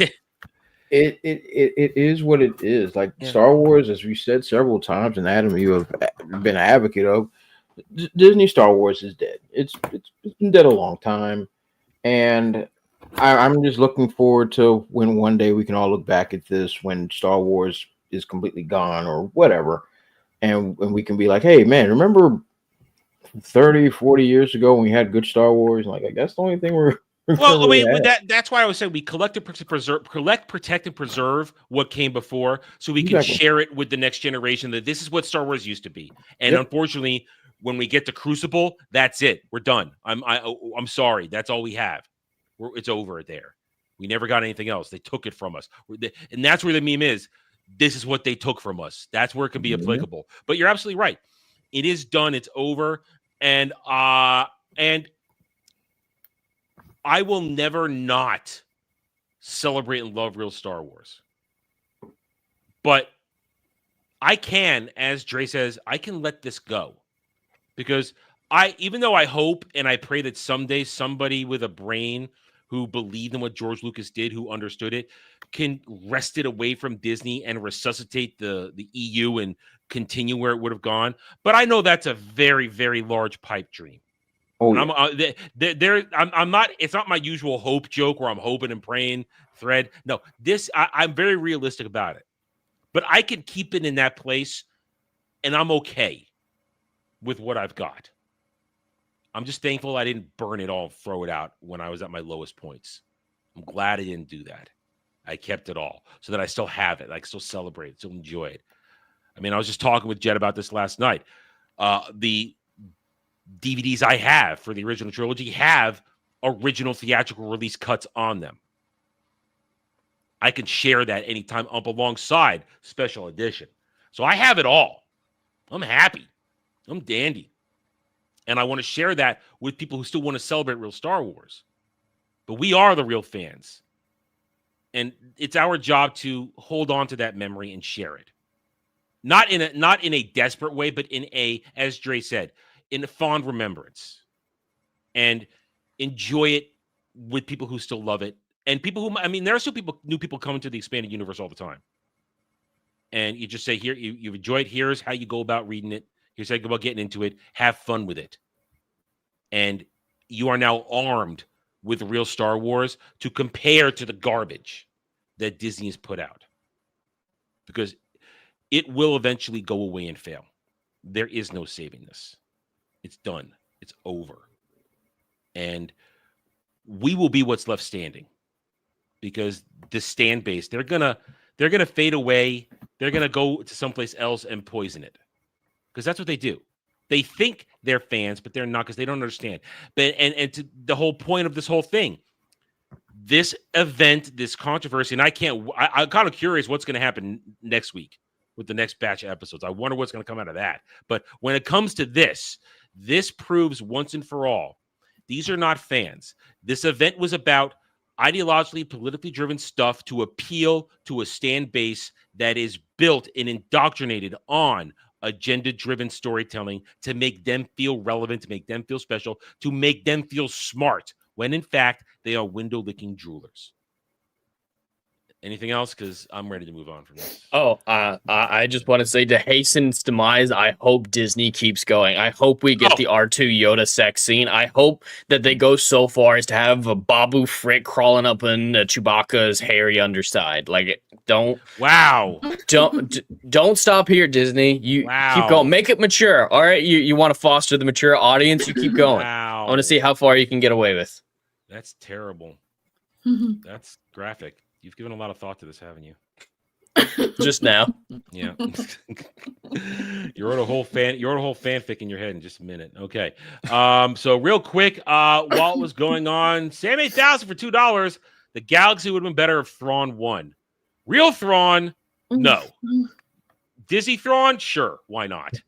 I mean, I have heard that argument before, because wasn't Thrawn trying to unite the galaxy? Or I mean, that's what he said in preparation for the Yuuzhan Vong. Like, he knew they were coming, right? Palpatine knew they were coming, and he was putting into play a lot of things to stop it. Because I will make the argument that if the Empire had been at full strength when, let's say, with a functioning Death Star and everything, when the Vong invaded, they would have been destroyed, annihilated. The Empire would have annihilated the Vong. But because of the New Republic and the way it was disjointed with its fleets and this and that and dealing with other fires constantly burning. They were not ready for it. Of course, they also didn't know it was coming. Palpatine knew it was coming, and Thrawn, by extension, knew it was coming.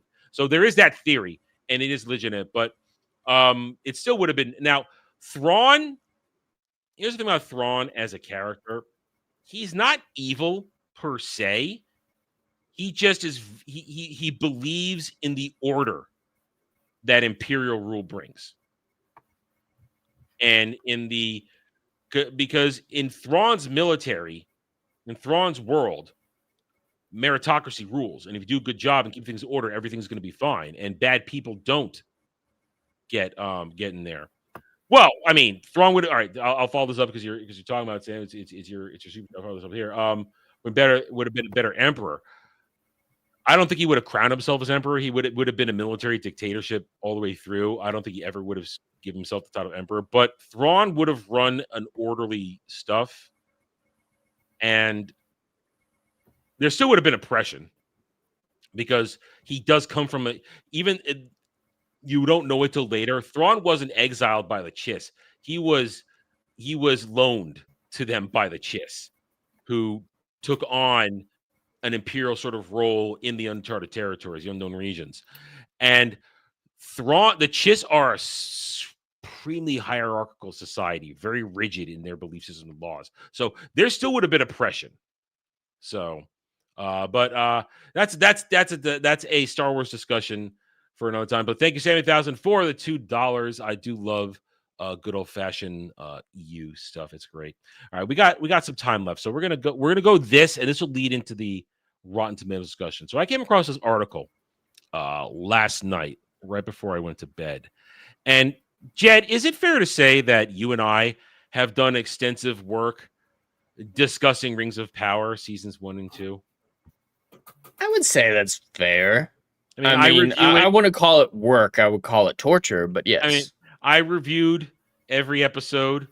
You've joined me on just about every episode of Mordor Country, where with others we did, as Dre would say, unspeakable things to ourselves, watching that garbage and torturing ourselves. Would you say that during the period of time we're covering season 1 and 2, our criticisms, the response to that from the shill media specifically, were shut up racists and homophobes, essentially? Is that fair to say? That they said everything we said was wrong. Is that right? Constantly. Well, I found an article on Shill BR last night. Remember, Shill BR is also Screen Rant, also Variety, also Deadline, also Hollywood Reporter, all owned by the parent company, therefore all receiving same marching orders. I found this article last night that I just had to laugh. I had to bring it up, and I want to go through it right now.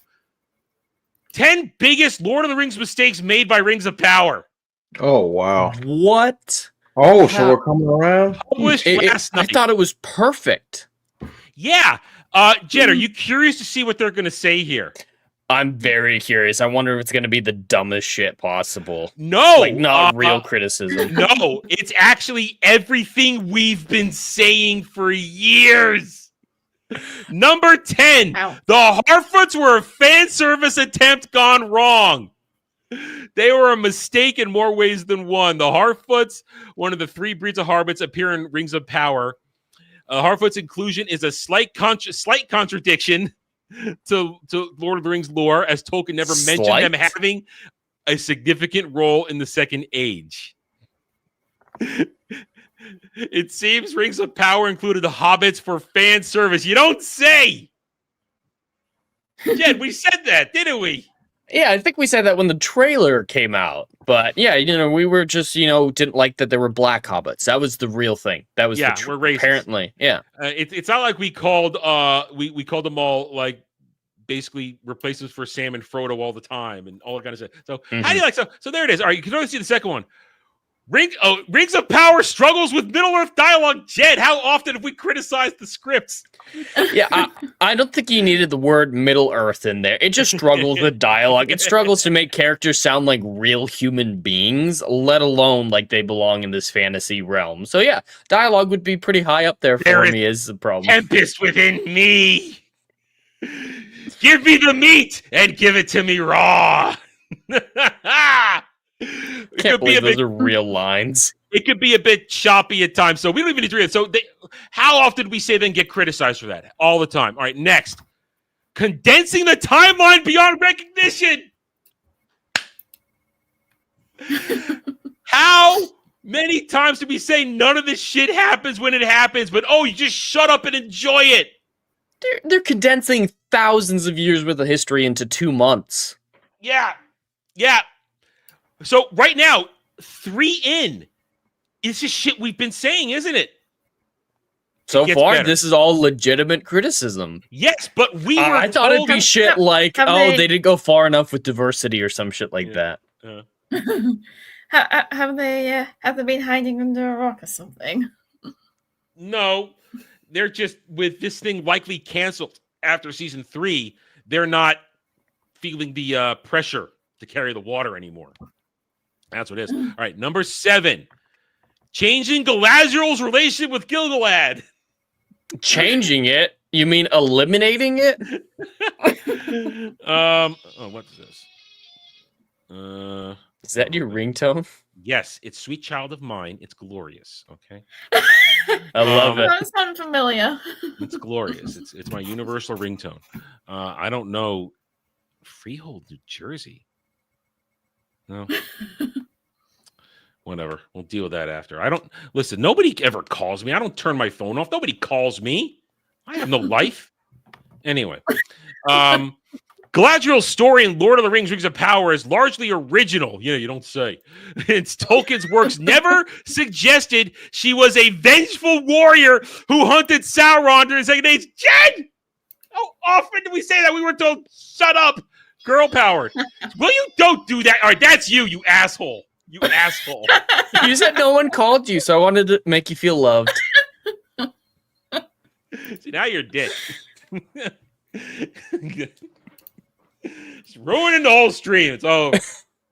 But yes, you're 100% correct. Yeah. We're like, Galadriel, she's a wise ruler, kind of gets into political machinations sometimes, but she really stays out of a lot of the dealings of Middle Earth. She was never a warrior. The only reference they have to it is she braided her hair like a crown one time, and she was tall. Yeah, that's their evidence. Having Galadriel ordered around by Gil-galad wouldn't have happened given that her age and her prestige at the time meant she was his equal. Additionally, Rings of Power's decision to not include Galadriel's husband, Celeborn, so far is significant and perplexing shift from the canon, but we needed her to F Sauron. Don't you understand? She has to be all about the Sauron, the, what was that? What was his name when he was a human? Shit, I already forgot it. Halbrand. We needed the Halbrand thirst and the sexual tension. We needed to allow them in second season to say that, oh, look, they're having an abusive relationship with each other. They needed that. We criticized, but no, suddenly, our criticisms of Celeborn not being there, oh, suddenly it's valid. Anyway. Taking away Gil-galad's leadership skills, Jed, how often have we said Gil-galad is just there to be ignored by everybody around him? He's a cock. He doesn't do shit in either season. Yep. He has to be begged to make any decisions whatsoever. Yep.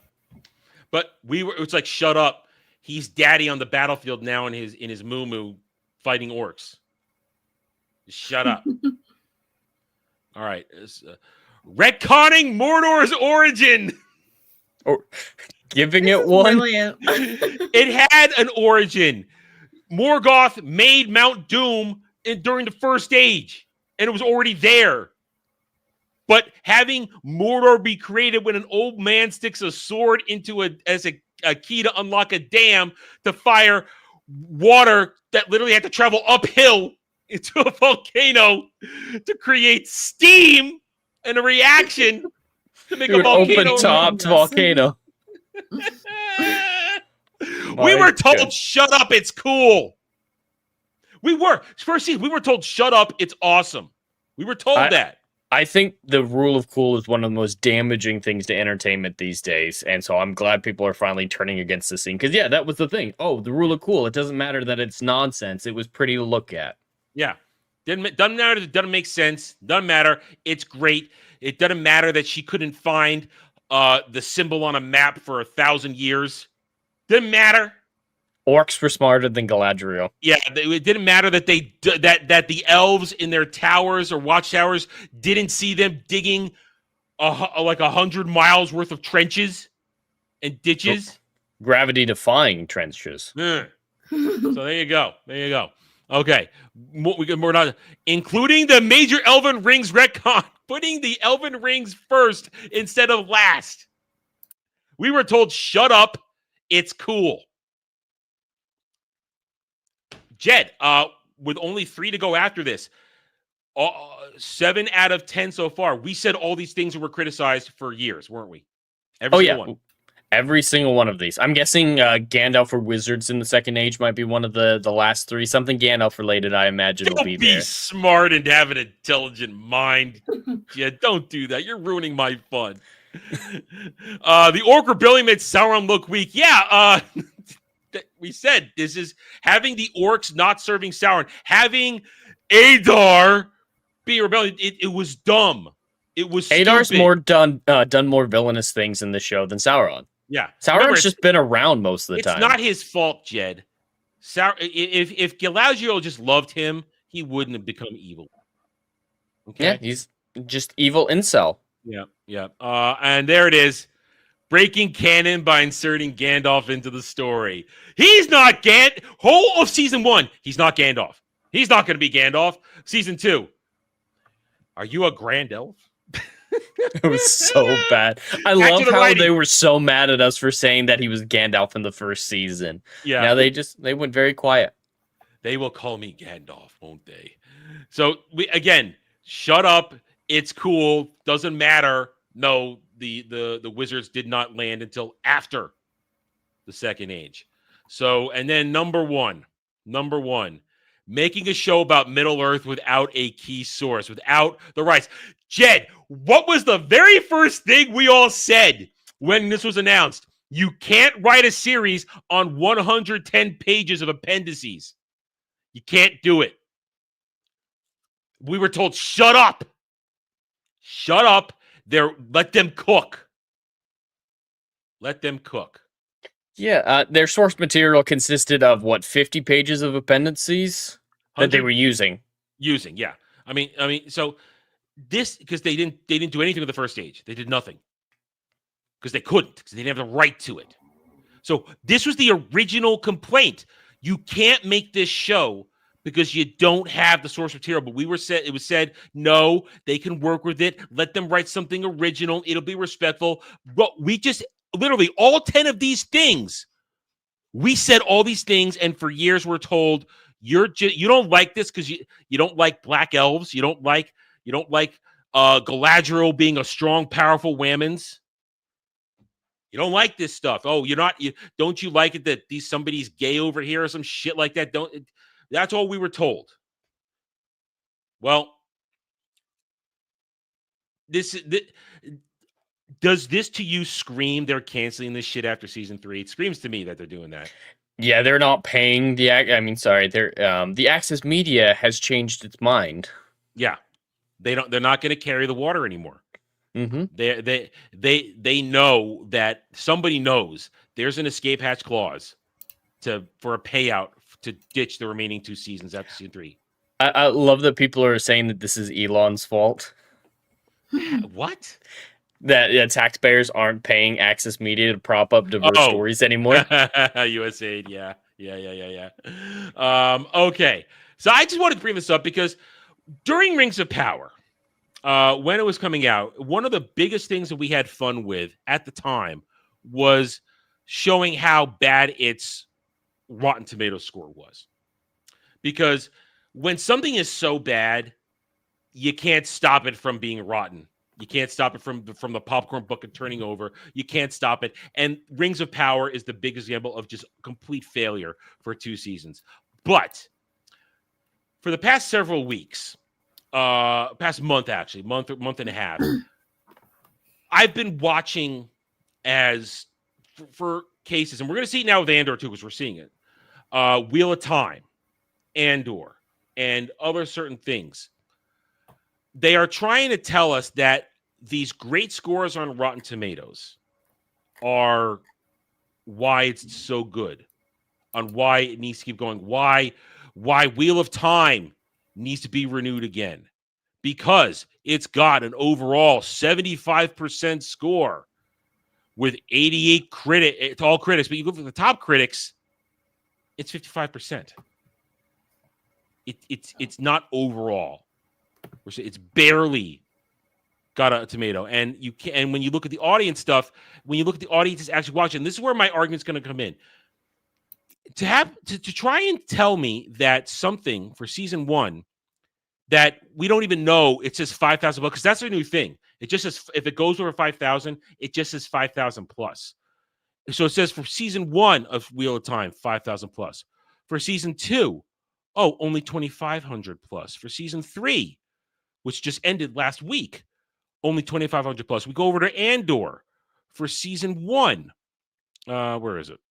Where did it go? All right, well, for overall, 5,000 for season. This is season 1. 5,000 season 1 already had it up. Blah. And for season 2, only 500 for the first week. And if you look closely, the top critics, they're all sucking the wang of this, all of them, for all of this stuff.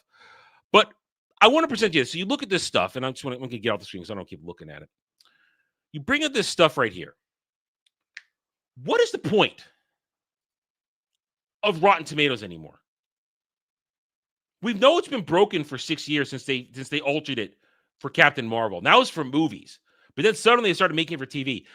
And when they, for something they say, like for Andor, for instance, while they're saying it's the greatest Star Wars critically acclaimed product of all time with like 5,000 ratings from fans and all these reviews from the critics. If you go back and look at stuff like the original trilogy, they've got 10 times as many reviews. But then you see the reviews, and Jay, you and I were talking about this previously the other day. Review bombing, good or bad, is a thing. 100%. In both the positive and the negative aspect. And people will put 5 out of 5, 10 out of 10 just to give a middle finger or a 1 or a 1 or a half star, just to give a middle finger to the opposite side of the argument. And I put it to you guys now. All the stands do is bring this stuff up to say it's doing well in this place and that place. Why can't we have our renewal? When it's meaningless, and at the same time, it's broken because there's no legitimacy to it. So why does anybody even bother referencing this shit anymore? I ask you this because I'd like an answer.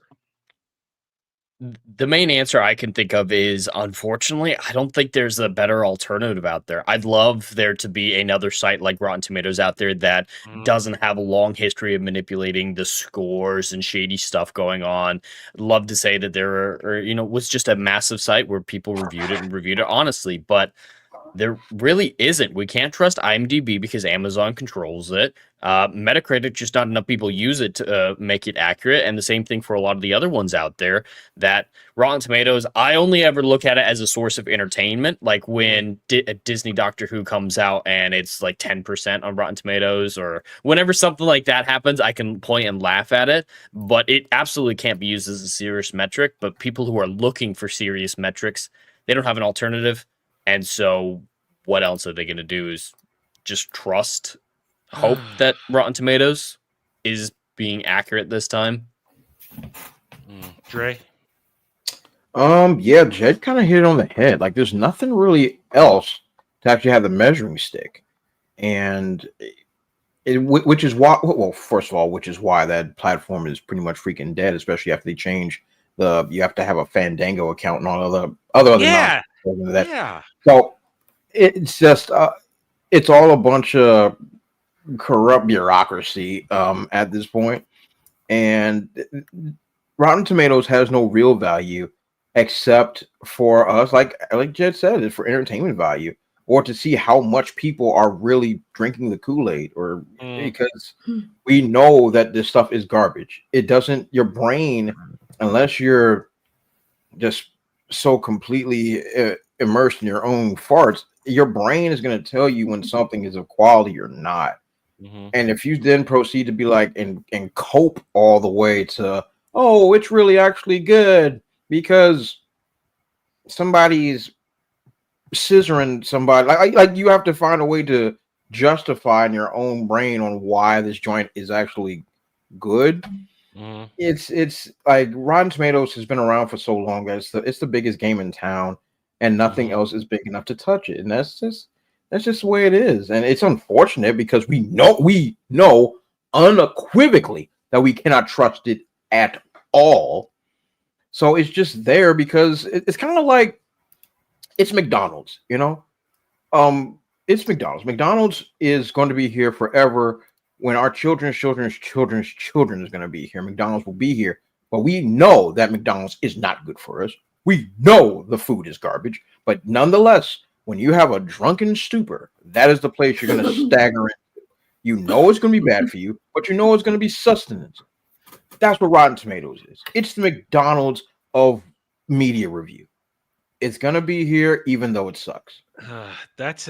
I can't argue with that metaphor. I mean, It's a depressing state of the world. There's a reason I haven't used like a Rotten Tomatoes in a video or a thumbnail in well over a year, because it holds no water. I mean, we used to make fun of comments. This is great. I love this. The comment section, even though they put 5 stars, I'd like to say 3 words. It's populated by bot farms. The comments are bots. Jed mentioned it. Same thing on IMDb. The 10 out of 10. It's all 20,000 people giving it a 10 out of 10 out of nowhere. What? No, I don't believe you. And Jay Frazier brings it up. Criticless is a new and upcoming thing, but it doesn't have traction for anything right now. I mean, yeah, the problem is the amount of people using it. Yeah, I mean, it's a good place. It's honest. It's where real people are congregating to talk about stuff, but it hasn't reached a level of where it can actually be used as a resource for talking about the success of something. So I hate that Rotten Tomatoes exists because it's so annoying to watch stands say highest rated this. The Andor stands now are fingering, touching each other themselves because of the right here, because of the 81%, the 96 fresh review. I mean, we don't believe critics at all. Nope. They are bought and paid for, every single one of them. I don't care if it's a 96% for critics. Bullshit. I don't. You're all meaningless. That is why the only recourse I think is to find a YouTuber you trust for a review.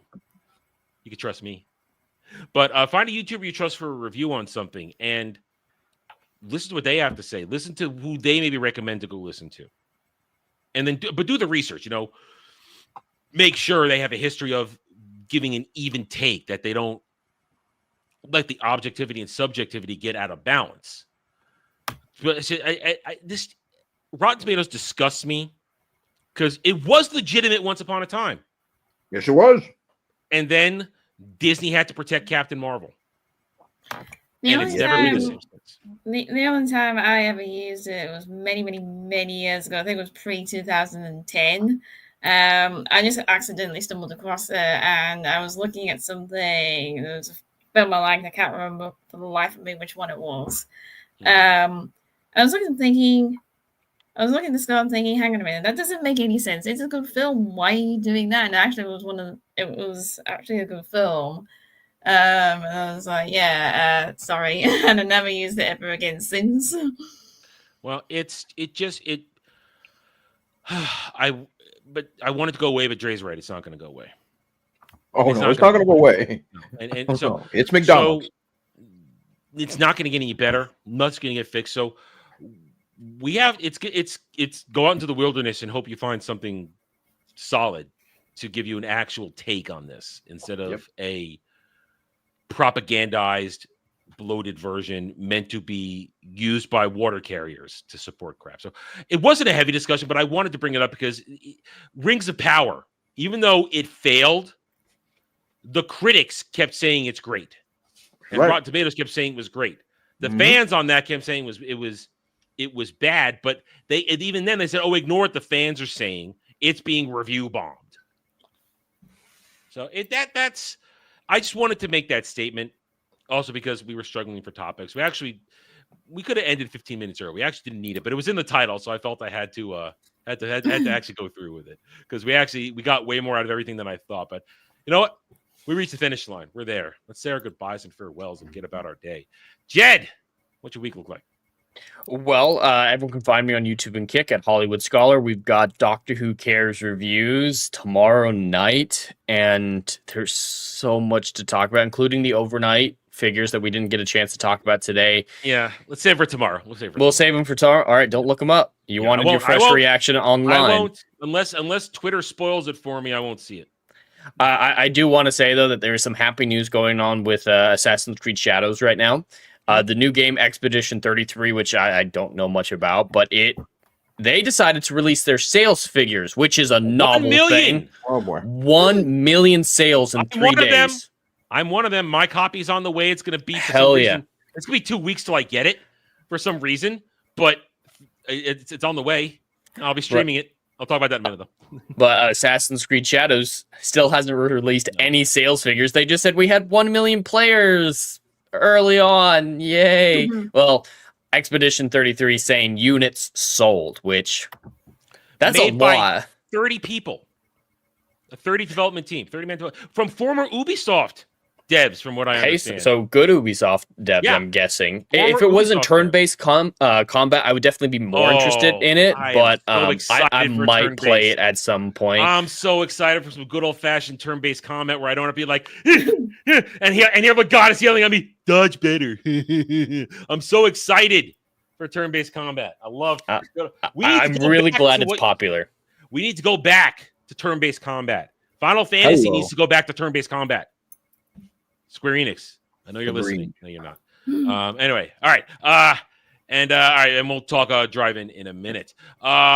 Dre. Yep. So this week might be a light week. We'll see what comes down the pipeline. If anything fun happens, it will be on the Brew Playing Comments YouTube channel. And for those that have been keeping track of my gaming channel, the Brew Plays, hopefully soon I'll have the time and energy to actually start getting some more gaming in and start posting some more stuff. That's going to be fun when we finally able to get that around.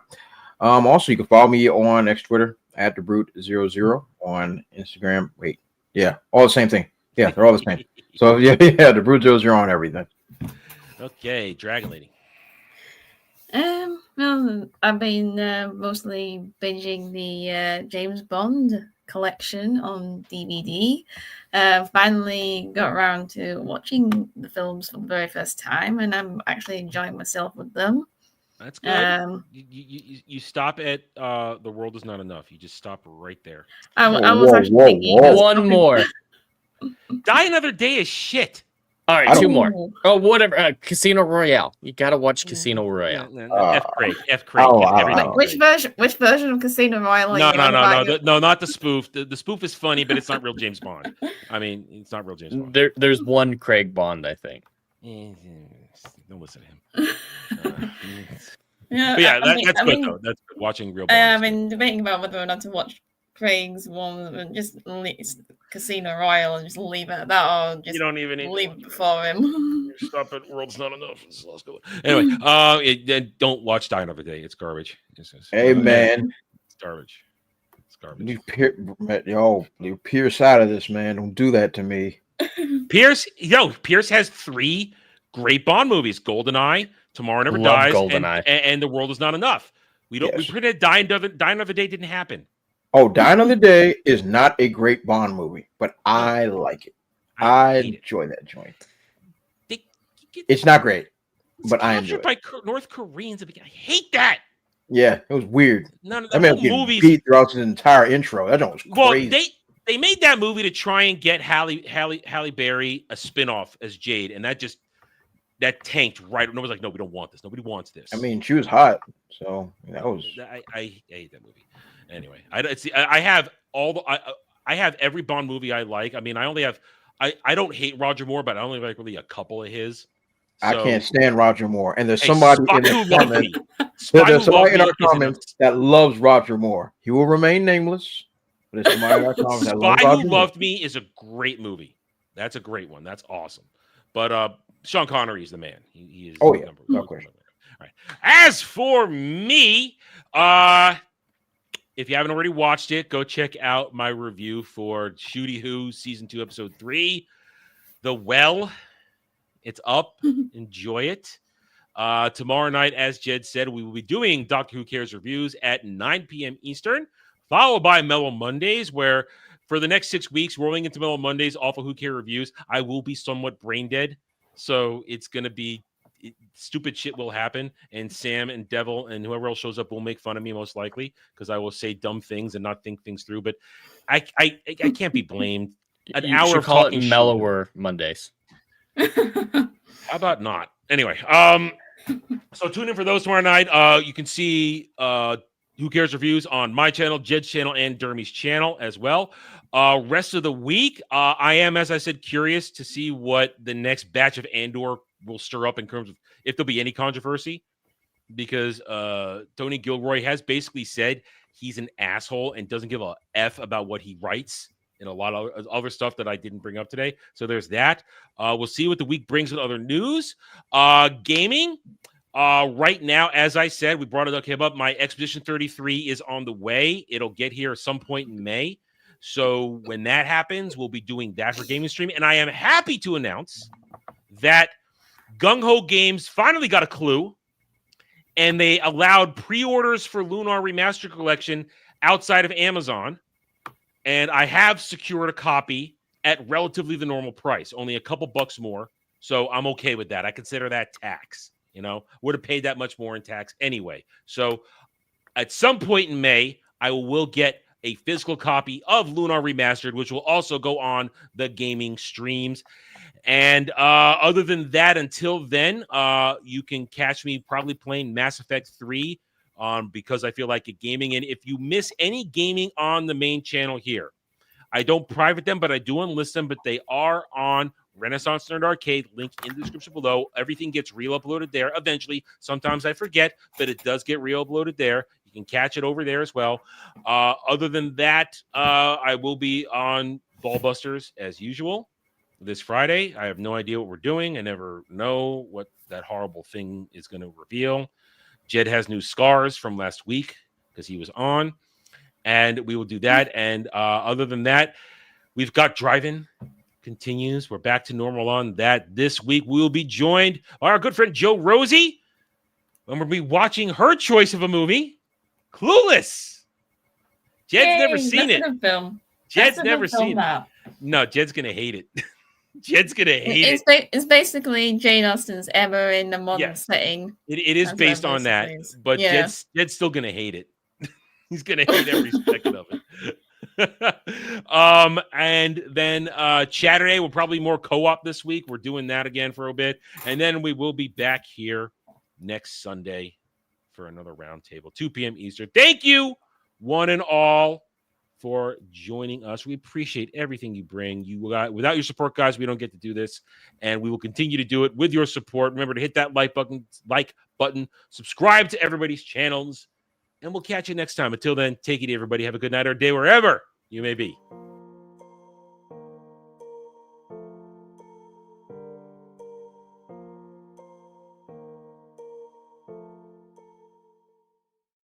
Wow, we are really